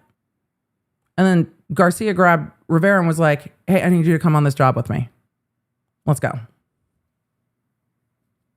So was that all decided by Donna? Or did Wendy and Donna decide that too? Or did Donna decide it and was like, play your part? Because that can happen too. Hey, Wendy, you're the only one up in Tallahassee. Play your part. Stay frosty. Don't throw up on a fucking table. But the defense today in closing was insinuating that Wendy was going to Donna being like, I need your help. I need to do this. I need to do this. I can't do this. I want to move and he won't let me and he's doing this and he's doing that. Was Wendy the one who pushed over Donna's domino? Or was Donna saying, okay, we will solve this problem for you, but you need to play your part. Don't freak out. Don't be suspicious. Don't get caught. You're home getting your TV repaired. And don't go drive by the murder scene when there's a liquor store up on your end of town. Like, what are you doing? So we'll see. I don't know which dominoes first. The prosecutors have way more information than we do. Jessica M. said Jeff's testimony in Charlie's trial was enlightening. She had broken up with him a week or so earlier and then strung him along just until Dan's death. I saw that in this trial too, Jessica. It was, he was like, she emailed me and was like, I don't want contact, but I don't want to break up. And like the timing got all messed up. So, Jamie said, can you explain why they would charge her with murder and also solicitation? I was under the impression that solicitation merges, but obviously I was incorrect. Oh, no. It's not that you were incorrect. It might merge for sentencing. Not incorrect. Bad news for my pending bar results. No, not at all. Jamie, you are correct. In reality, prosecutors will charge oftentimes numerous things that will fit, even if they merge for sentencing. Sometimes it's because the defense will say, well, if they really thought she hired them, where's the charge for it? Sometimes it's to give the jury the information. Sometimes it's to make sure that the jury has all the options, but they can merge for sentencing. So even if you're convicted of kind of multiple versions of the same thing, there are a lot of times where you would only be sentenced on the one. So it's a strategic and practical decision. Oftentimes it can be a decision for jury determination, but also for evidence, like the evidence about the solicitation vis-a-vis the conspiracy, vis-a-vis the murder. But once you have conspiracy, it just all kind of loops in together because conspiracy lets you bring in a lot of other information and co-conspirator statements and things like that. There's a lot of evidentiary leeway in conspiracy because you need to prove what everybody's saying to each other. They're all making agreements. Noelle said, I feel called out for eating ice cream for dinner. No, I'm not calling you out. I am anticipating joining you immediately. If Travis has not eaten all the ice cream, immediately. No, it's envy. It's absolutely envy. John Doe in the chats said, what would have happened if Wendy admitted in court during one of these trials that she was involved? They would just not be able to use that statement? Correct. But they could still go after her? Correct. They can use all the other evidence. They can't use what she has said in court. So, for example, Wendy's statement about the house. Wendy said at this trial, oh, I just got rid of the contract on the house I really wanted to buy on Halloween. I just pulled out of the contract that the house I really wanted to buy because what did she say? Because Dan didn't pay me. Dan paid $50,000. He didn't pay the rest of the $120,000. He didn't pay the $10,000 to the lawyers. Dan didn't pay me, so I couldn't go through with the contract on the house. I couldn't pay for it because Dan didn't pay me. Well, the financial expert that came in this trial said, I'm looking at all of Wendy's accounts, and Wendy could absolutely afford that house. So Wendy's statement about I couldn't afford the house because Dan didn't pay me doesn't seem to run in line with the facts in the bank accounts. But they can't, at Wendy's trial, be like, and she lied about not being able to afford the house if Wendy is ever charged and prosecuted. They can't use what happened in this case if they ever prosecute her. But what they could do is bring in the realtor and say, hey, was Wendy buying a house with you? Can you give us the paperwork? What day did she tell you she wasn't going to buy the house? What did she tell you? Did she email you or did she call you? What did she say on the call or what did she say in the email? Oh, so she told you she couldn't afford it, but she was under contract. What happened from there? And then you bring in the financial analyst to go, no, these are Wendy's accounts. And then you bring in all of Wendy's bank accounts and say, no, she could afford this. So whatever she told the realtor comes in, whatever the facts are comes in, what Wendy said at trial doesn't come in. So, and they, I imagine, already have that. So we will see. I mean, as the prosecutor said, stay tuned. Music to my soul said, can we please take Judge Everett with us on the soundboard? Can we just take him to every case? Maybe I'm capable of seeing that. I do not require narration. Me when I get verbose. I should just play that for myself. Or conjunction junction. When he was like, they were arguing about commas and the and/or, and he was like, conjunction junction. I was like, oh, Your Honor, you are my people. I adore you. Maybe I'm not talking just to talk. Things I never want to hear a judge say to me. I'm not talking just to talk. Oh. Emma Mack, my person, I'm not asking questions for myself here. Yeah. And at one point he said, counsel, it's in black and white. Like a few of you just said that. It's in black and white. He really is he's just a delight and incredibly patient. I think he has a whole law school course on judicial demeanor. This case is one that future lawyers, paralegals, anyone involved in the legal profession, but also involved in, I think, any profession that touches on family law could learn a lot from. There's a lot in this case. It's the calls and the communications back and forth from Donna to Charlie, Charlie to Katie, Katie to Sigfredo, Sigfredo being like, that's your fucking homie. That's your fucking problem. Katie, go get him in line. I'm not cleaning up your shit. You go clean up your shit. Fuck out of here with that. And then Katie going back to Charlie. Yeah, he'll call. And Katie lying back to Charlie and Charlie taking that back to Donna. It was just, it was conspiracy shaped conspiracy, even though it was in a line and not a circle. So it was quite interesting. Nicole has ADHD. If Wendy testified in her own defense, can her testimony in this case be used as impeachment? I would want to look at case law in Florida because it's been a long time since I've looked at case law on immunity and derivative use immunity. And I can see an argument that they are not using it to prosecute her because she has chosen to testify. Therefore, she has waived her Fifth Amendment privilege, which is why she was given immunity. So I'd be interested to look at the case law because I could see a world where it could be used to impeach her because it's not being used to prosecute her. But then again, it is still being used against her. So I would want to look at the case law on that because I don't know off the top of my head. But I find it a fascinating legal question. After 11 hours today, my brain is a little tired and I don't have an answer. It's a great, great question, Nicole, and I'm going to look for an answer when we talk about that down the road. For a lot of you asking what is a PSI, PSR, a pre-sentencing investigation, pre-sentencing report is the report where the, I don't know what department it would be in Florida.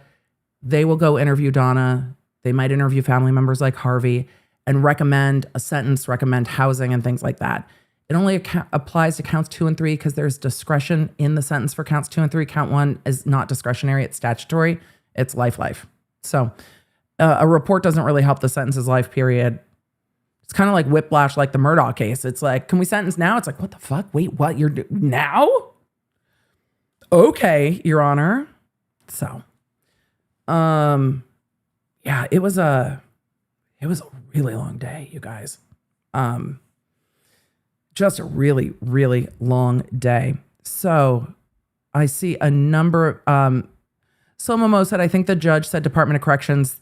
That wouldn't surprise me because it wouldn't necessarily be probation or parole because they don't have parole. So that would make sense.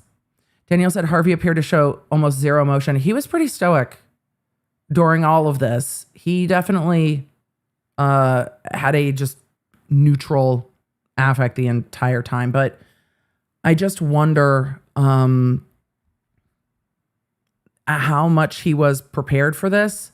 Also, with the evidence that came out in this trial, I have to wonder if Harvey was unaware until afterwards, because we saw a lot of Donna seemingly saying, I don't want your father to hear, I don't want your father to know. And then it seems that during the bump, when they all started meeting outside, when Charlie's like, don't talk, and then blah, blah, blah the whole time. But it was Donna and Charlie first, and then it was Donna and Harvey and Charlie. So there was phone calls in that very long day of wiretaps where Donna was talking about Harvey missing a day of work because he was like literally like laid out after they had that in-person like huddle in the corner of like the pool deck at their condo. So I don't know if Harvey knew until the bump and then was just devastated after the bump and then was like, I guess we're just going along with the rest of that. I just wonder if it was like, let him keep working, because Harvey will just keep going on like life is normal, right? Go to work, do your job, work at the dental office. And then when the bump was going down, it might have been inevitable that they had to tell him, and they told him when they huddled up. I don't know. But in all those calls, the talk about Harvey is, you know, don't tell your dad. And they really might have not told him. He might not have known till later. I don't know if they will go after him as an accessory after the fact or not. I don't know what else they have on the other emails. They have thousands and thousands of emails, phone calls. I don't know. But if Harvey didn't know, then he's sitting there going, and now everyone's going to be in prison? So he's going to live out his old age essentially alone. Or if he didn't know, maybe reconnect with Rob. I don't know. But if he did know, then maybe he's waiting for the other shoe to drop. I don't know. But they didn't arrest him at the same time they arrested Donna. But on that open jail call, she's like, Harvey and I will just do it together. We'll just go to sleep, was the way she was talking about it. So I really don't know. Also, it gets very complicated with spousal privilege if he could testify against her and vice versa. So I don't know what Harvey knew. Or if they did tell him in that meeting by the pool and that's why he missed work the next day and was just devastated. I don't know. So I don't know how Harvey links in. I need more information. I haven't watched Charlie's trial. I don't know if they talked about Harvey much. But we'll see. The prosecutor's like, stay tuned. I'm sure they're exhausted. I don't expect them to go arrest Wendy this weekend. If the prosecutor probably needs 2 days of sleep after this trial, all the lawyers will. And they're going to be keeping a very, very close watch on Donna in solitary, especially after everything that she said after Charlie's conviction. The court made that order in court specifically. They specifically said, put her on a watch immediately to make sure she does not harm herself. So the court was immediately mindful of that and said it very quickly. Claudio said, the Emily Show after hours. I mean, it's been a long day. Note the question Georgia did not ask Wendy. Yep. Deborah, you are 100% correct. She didn't ask Wendy if she knew. She didn't ask Wendy what she knew. She asked Wendy about her actions. She asked Wendy, did you send this email? Was your mom involved in your life? Metal. I don't know if she said it exactly that way, but yeah, they didn't ask some of the most consequential questions. JDD said, have the Markels filed a civil lawsuit? I haven't seen anything about a civil lawsuit. I can go back and look. We're probably outside the statute of limitations now. It's hard because nobody in the Adelson family was charged until 2022. So there is some legal research I would need to do, but I haven't seen anything about it. There are other civil lawsuits are top of mind with everything going on in the Karen Reed case. We will check back in on those in a bit. Where is Donna likely to serve her sentence? Well, I don't know if they'll move her out of Florida. I don't know if they would need to. The Bureau of Prisons for Florida will determine where in Florida she will be, but she will not be in like federal custody. When you hear about the federal custody camps, she will not be in federal custody. She will stay in state custody. Whether it's in the state of Florida or they move her out of the state of Florida will just depend. Tyler said the eye roll blew me away today. I was like, I can't believe that. But I don't know where the prisons are in Florida. I don't know how many women's prisons they have in Florida, but it would, I don't know. It doesn't seem like they would need to move her. I know that Charlie got moved out of the state based on his testimony, based on not being able to keep him safe in state, which happens. So we will see. Which witnesses cross-directed you enjoy the most? Oh, the cross of that divorce lawyer, whose name I have forgotten. The divorce attorney. Just, her testimony was wild. I was like, ma'am, what in the world are you saying? That cross. The family law expert cross was mine, same. I'm waiting for people to start snitching. I mean, I'm curious to see what Charlie thinks at the end of this, because what I found very curious as we got to the original start of the trial in this case, there was a conflict with the lawyers that we all could see coming a mile away. And then we start to see that Donna has been talking kind of frequently to Charlie's lawyers. I'm curious how influential Donna was in how Charlie went forward with his case. And I'm curious how Charlie feels about that. Because the new appellate attorneys were like, Charlie, the fuck. I mean, this is my paraphrasing. The fuck, my guy. Your mom's going to have the same lawyer as you and you're on the witness list? What are you doing? And Charlie's like, oh yeah, that's not okay. The new appellate lawyers had to sit down with Charlie and be like, are you kidding me? And then we see the text messages from Donna as Charlie gets convicted to Wendy saying, do you not care about your brother? And Wendy's like, y'all did this to yourself. Y'all did this to yourself. Leave me out of it. I'll Baker Act you if I need to. I don't want to hear any of it. I don't want to hear about it. Leave me out of it. And Donna's like, your brother protected you. And then was telling her friends. Wendy hasn't even asked about her brother after everything we've done for her.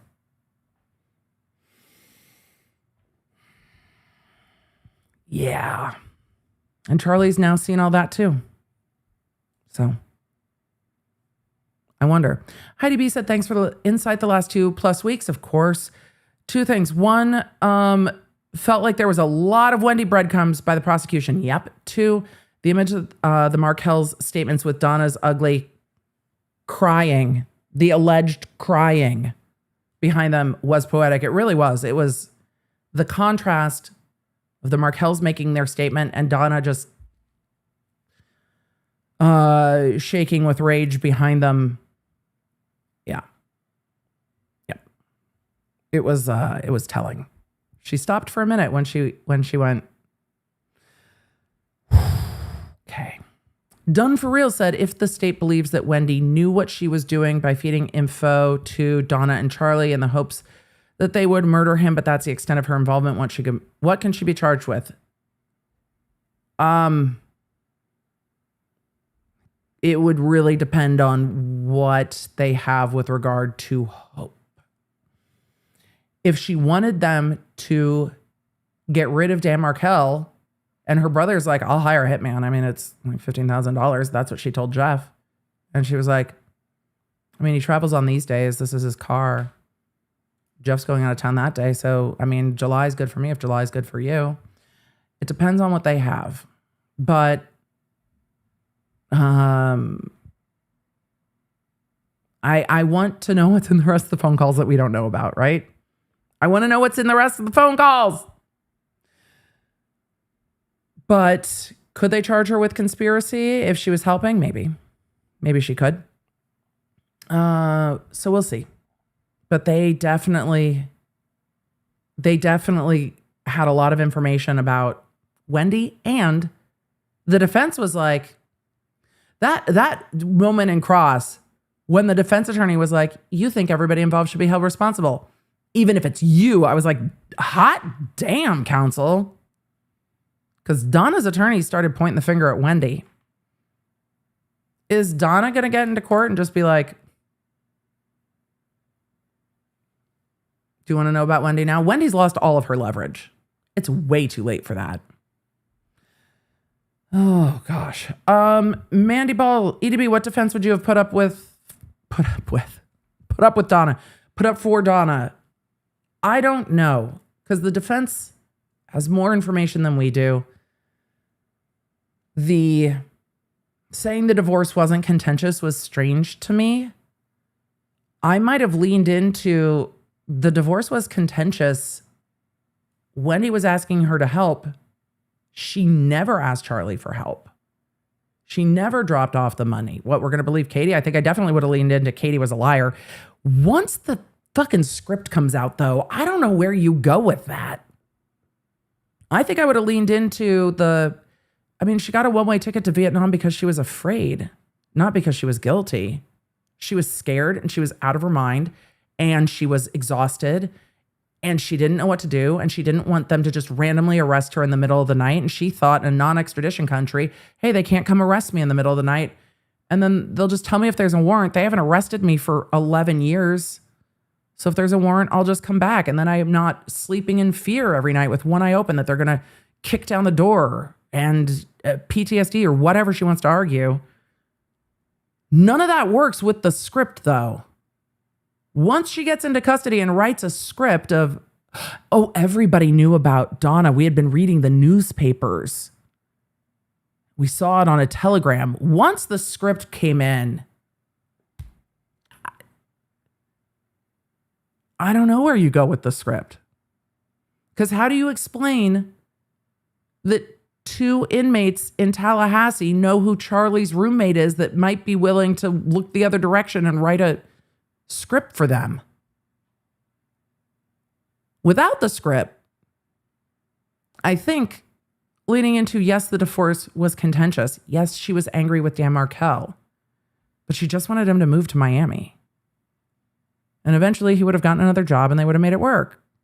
Look, she was looking to buy houses up in Tallahassee. She was upset. But eventually she just would have spent more time in Tallahassee. So, but that's the wiretaps, though.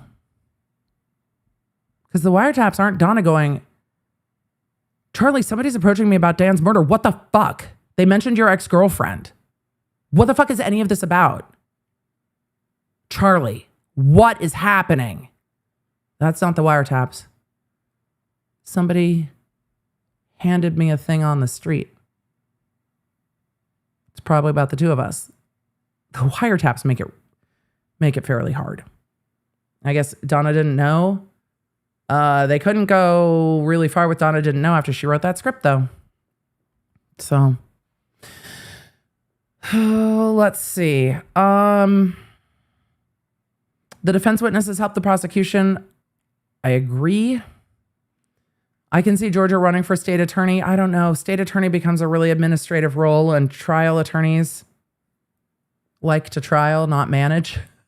I think it's one of the things that prosecutor offices struggle with a lot is that nobody really wants to be management. Everybody wants to be a trial lawyer. That's why they're there. And then you try to put trial lawyers in management, and they're like, I would have done it this way. That shocks all of you. The trial attorneys everywhere are like, I would have liked to see it this way. You have to run your own race when you are a lawyer. The jury strategy that works for one lawyer is not going to work for another lawyer with the same case and the same facts. So when you get trial attorneys in management, they're just like, I don't want to be fucking management. I want to be in trial. You know, they're not trying to become race car drivers. I'm sorry. Go-kart drivers? Yeah. Fierce Shoddy, EDB, do you think Donna has grounds for appeal for incompetent representation? No. She's going to make appeals on a lot of grounds, and I imagine one of the first grounds they will bring up is she didn't have enough time to decide whether or not she wanted to testify. I think that's one of the immediate things that jumps out, that Donna needed more time to decide if she was going to testify.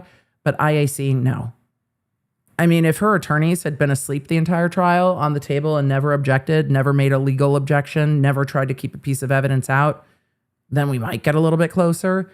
Her attorneys had strategy. They made strategic choices. They fought to keep evidence out. They worked. There was only so much you can do with bad facts. There was only so much you can do with that fucking script. But there were points that the defense made in closing. I am not partial to the way she presented them, but she had better points than she had in opening. So a strategy that we all might side-eye is not the same as no strategy. And they worked to keep evidence out. I mean, you can't say the defense didn't fight on different points. The reason the defense didn't make a lot of headway is because the law was not on their side. I think they didn't make headway with the jury because the style of argument was maybe off-putting to some jurors. But also, that fucking script, man.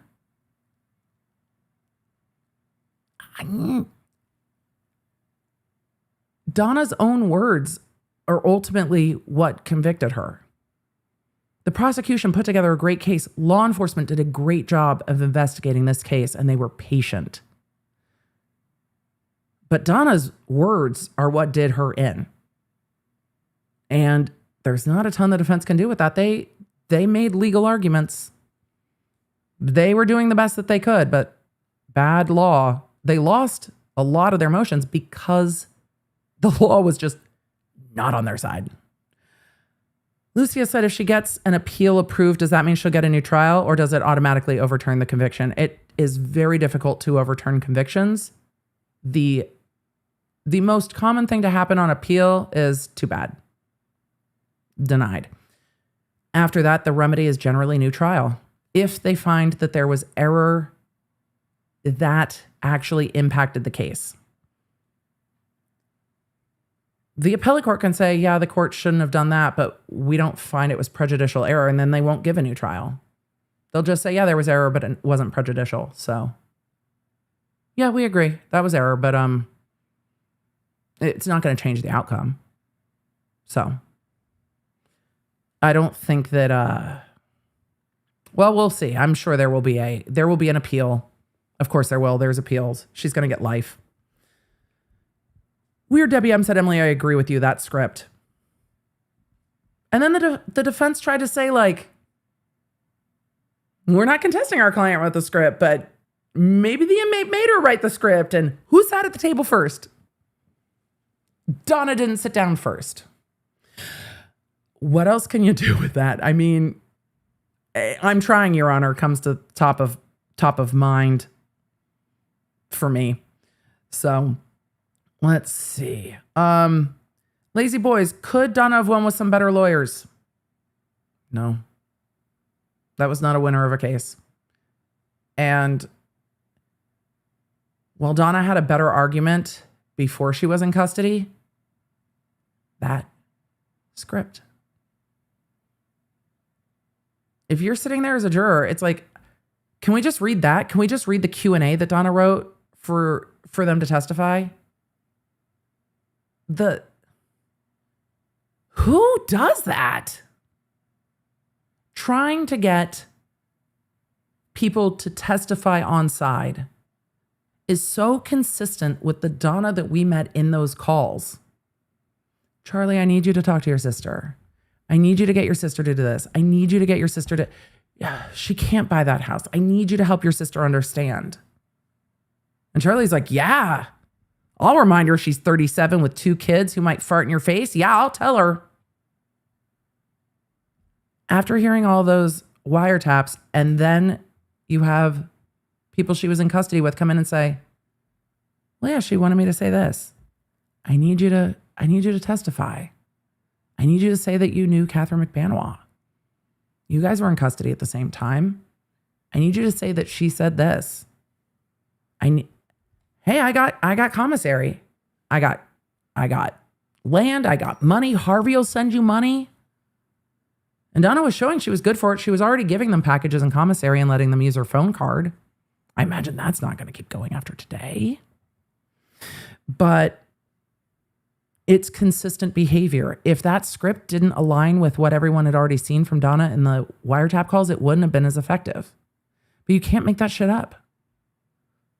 And inmates aren't sitting around going, and then Catherine said to me that she extorted Charlie, that stupid fool. Catherine McBanois is not calling Charlie Adelson a stupid fool. She is calling him a lot of things.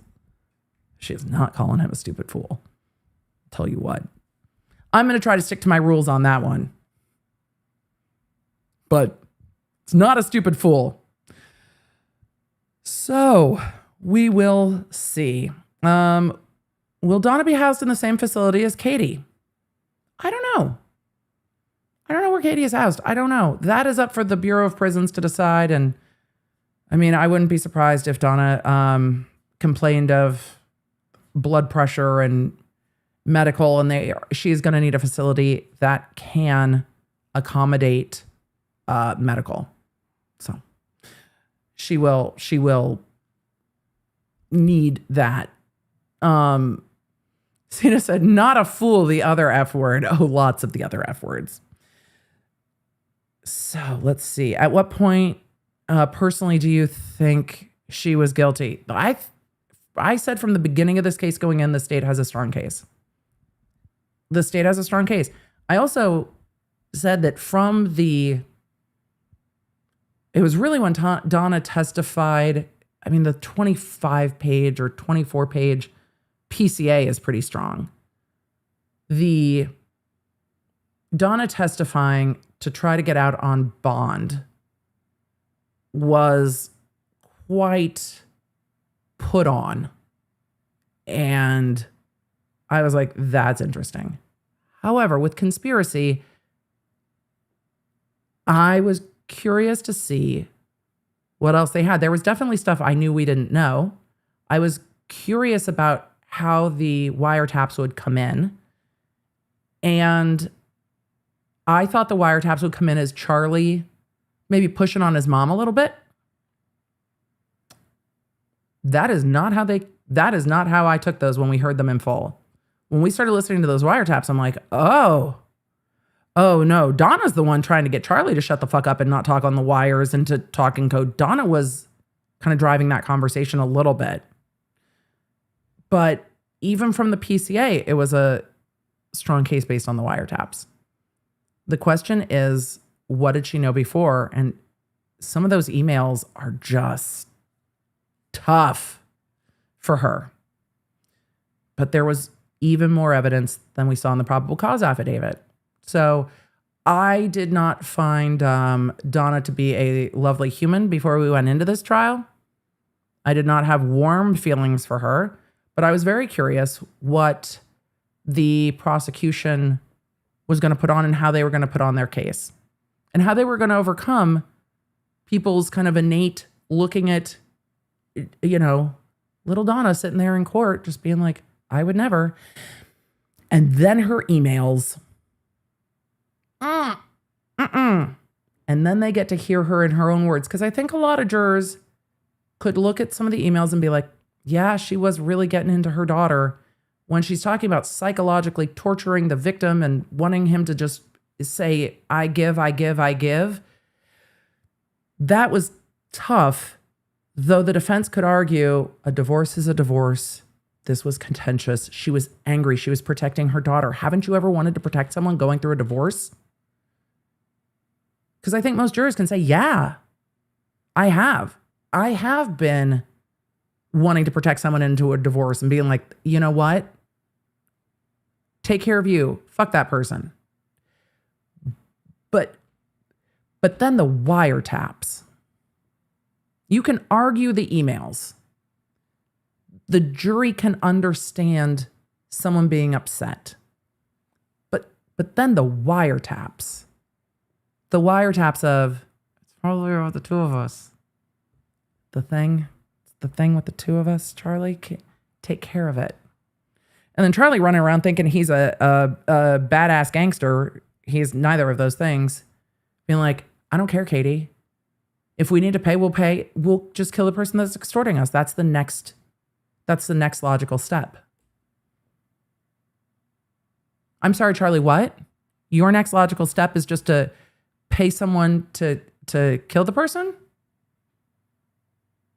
And then you're telling your bestie you can get away with anything if nobody talks, says the man who wouldn't shut the fuck up. And once they hear Donna on the calls, I think at that point it becomes pretty clear for me. But for jurors, it is not always easy looking at the person who's not the gunman and saying, yes, this person's guilty of murder. Jury selection becomes a big part of that. So, y'all, we have been live for over 2 hours tonight after how long did we stream earlier today, chat? 8? 7?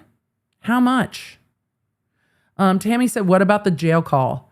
Oh, the open line call. Yeah, the open line call was real bad. The open line call was real bad for Donna. But without the wiretaps, oh no, she's talking about non-extradition countries. And she's talking about, you know, her estate and what she needs Wendy to do. She's talking about not coming back. Yeah. The open line call is, the consciousness of guilt is just so strong with the open line call, the wiretaps, and the flight. But without the wiretaps, maybe there's an argument that the jail call is grief and not consciousness of guilt. And that the thought of her son being in prison for something he didn't do just put her over the edge. But for me, I'm also just, when you look at Donna Adelson and you look at like Karen Reed's father's spoken to the media. He's given some interviews. And he's always consistently said, we are going to fight for the truth to come out. He has talked about wanting to protect his daughter, support his daughter, walk with her through her trials, and the truth will come out, and she will prevail, and we will stand by her. No matter what happens, we're standing by her in solidarity, in support. And Donna's like, I got to get the fuck out of here. So it's a real different response. So Locked In said, EDB, without the bump and wiretaps, do you think they would have been caught? It would have been much harder to get Charlie and Donna. It would have been Sigfredo, Rivera, and Katie were kind of toast. It's harder with Charlie and Donna, and that was by design, wasn't it? They distanced themselves, which was the point. And I think the prosecutor did a great job of pointing that out, right? That they distanced themselves. She literally said that was by design. So it was a good point. Anyway, It's been a very long day. My brain is just, my brain is tired. I'm sure your brains are tired. What a whirlwind of a day with a verdict come in so late. Law Nerds, thank you for being here. Stay tuned to the Law Nerd app. I'll let you know when we're streaming. I have some trial coming up, but not trial coming up. No, we're done with. I have some travel coming up. So streaming is going to be a little inconsistent, which I feel horrible about, because the thing that I know that is the hardest after trial is when it's like every day, all day streaming. And then where do we go next? Like, what do we do with ourselves tomorrow? I will be in touch with you on the Law Nerd app and on socials. I'm not going to be streaming tomorrow. All of Team Baker needs a break. And I will be traveling. I will keep you in the loop about when I'm streaming. I've got an event coming up with YouTube. So I will take you along, keep you in the loop on what we're doing, because we, the Law Nerds, have a loop. Keep you in the loop. I'm going to update other cases. We're going to have a new podcast coming out. We've got a lot that we've got to talk about going on in other cases. And we will, after travel, circle back to the other things that have been going on in court, like the Cardi B case, like Charlie Adelson's case, and others. So I know it's hard. It's hard. It's like, wait, what do we do now? There's a lot of playlists here. So if you need other trials, just go pick one. We will catch up on other things. Look, if you don't know about the Corey Richins case, Law Nerd, put a 1 in the chat if you do not know about the Corey Richins case yet. Start there. Start at the beginning of the Corey Richins case. Start there. Because that's coming up for... I see a lot of 1s in the chat. Hang with me for 2 minutes. That trial is coming up in February. There have been some hearings already in that trial. You're going to love that judge. Law Nerds, let our new Law Nerd friends that don't know the Corey Richins case know about the judge. Y'all are gonna love that judge. Corey Richins is accused of poisoning her husband after she brought about some financial difficulties to herself. She is also quite a writer, like Donna. She wrote a walk the dog letter. It's called that because at the top of the letter it says walk the dog. Oh, I can explain. The prosecutor was talking about this in court, the walk the dog letter. What docket number is it, chat? The walk the dog letter? Docket 214, but every law nerd on the internet calls it the walk the dog letter. That's the prosecutor in the case. The prosecutor's name, and I am not joking with you, the prosecutor's name is Bloodworth, Brad Bloodworth. Brad Bloodworth, it doesn't age. He might sparkle in the sun. I've never seen him outside of a courtroom. He might. This is the skin of a killer, Bella. I don't know. But Brad Bloodworth, talking about all the law nerds on the internet knowing the walk the dog letter. The walk the dog letter is like, take vague notes. I need brother to tell my lawyer that the victim picked up like weed gummies in Mexico and they were laced with fentanyl. And that's what happened. Not that she poisoned him. So she wrote a script for her family. Her Googles were also quite interesting. Corey Richins was Googling luxury prisons for rich people. They don't exist. She was Googling how to know if the FBI is investigating a case. Can they force you to take a wiretap or a lie detector? Can you delete things off your phone so law enforcement can't find it? So, if you need a case to take a look at, Corey Richins' case is coming up for trial in February. You will find the walk the dog letter to be illuminating, I think, and the bond hearing, the victim's sister testifies. And the victim is Corey Richan's husband. They were married at the time that he was killed. The defendant throat punched her sister-in-law very shortly after the victim's death. This was contentious, though not a divorce. And there are numerous civil lawsuits happening with regard to the victim's estate, because Corey Richan still wants some of the victim's estate. And Corey just got charged with, how many, was it 24 new charges? In addition to the murder charges? Mortgage fraud, forgery, life insurance fraud, etc., etc., etc. So in that case, though, the children are with the victim's family, with the victim's sisters. So because, well, Corey Richans is in jail waiting for trial, and Eric Richans is the murder victim in that case. So, I'm sorry, I forgot to mention, she wrote a children's book about grief after her husband's death, which she is now accused of causing, and was on book tour sharing the children's book about grief.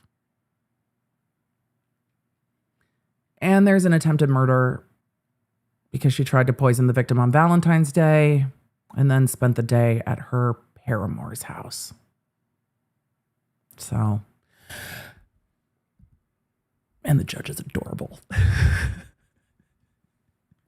And the judge is a vibe. So that's a lot.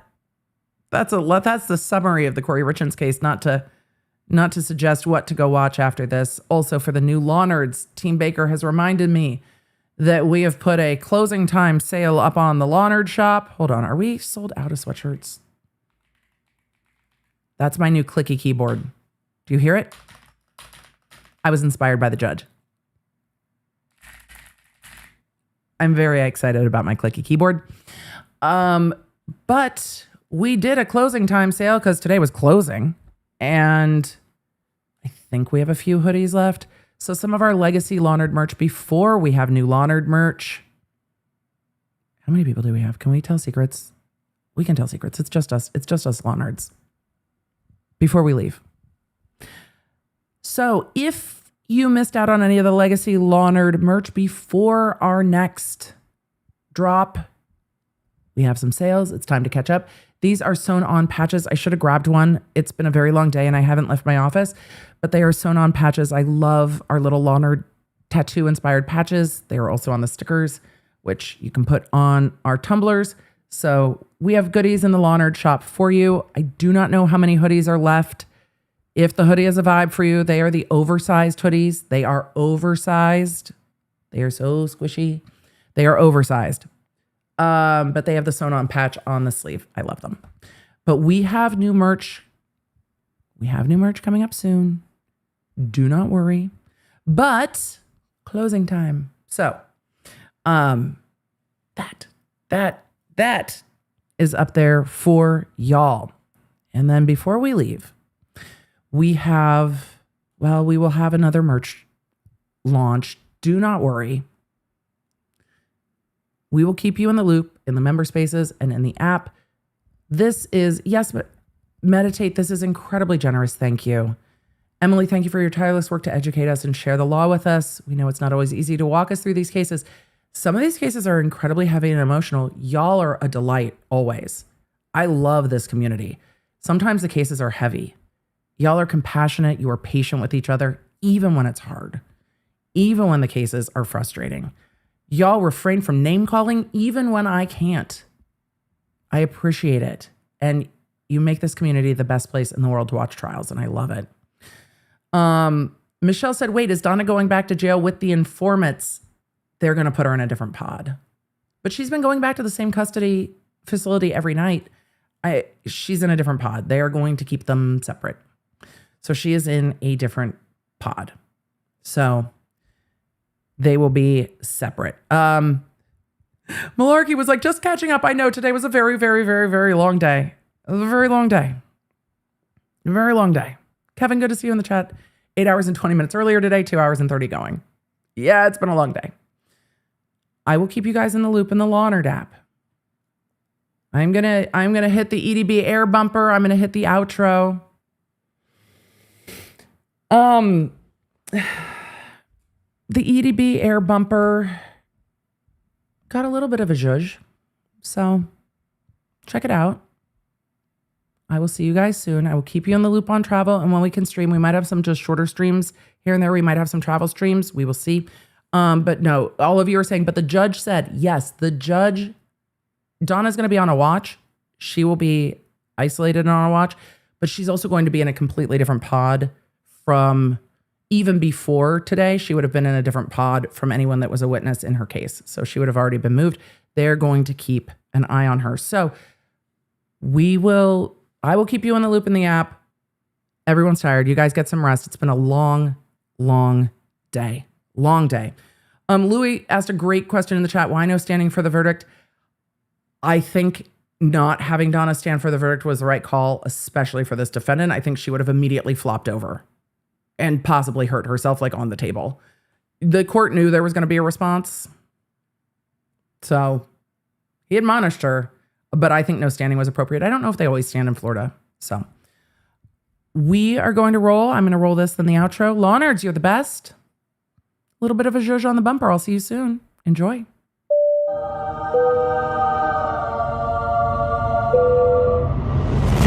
Thank you for joining me. Make sure you don't miss a live stream or any of the updates on the cases that you care about most with the Law & Nerd app at lawnerdapp.com. It's a free download on iOS and Android, so I can keep you in the loop, because you never know when something's going to pop off. Thanks for being here, and thanks for being a Law Nerd.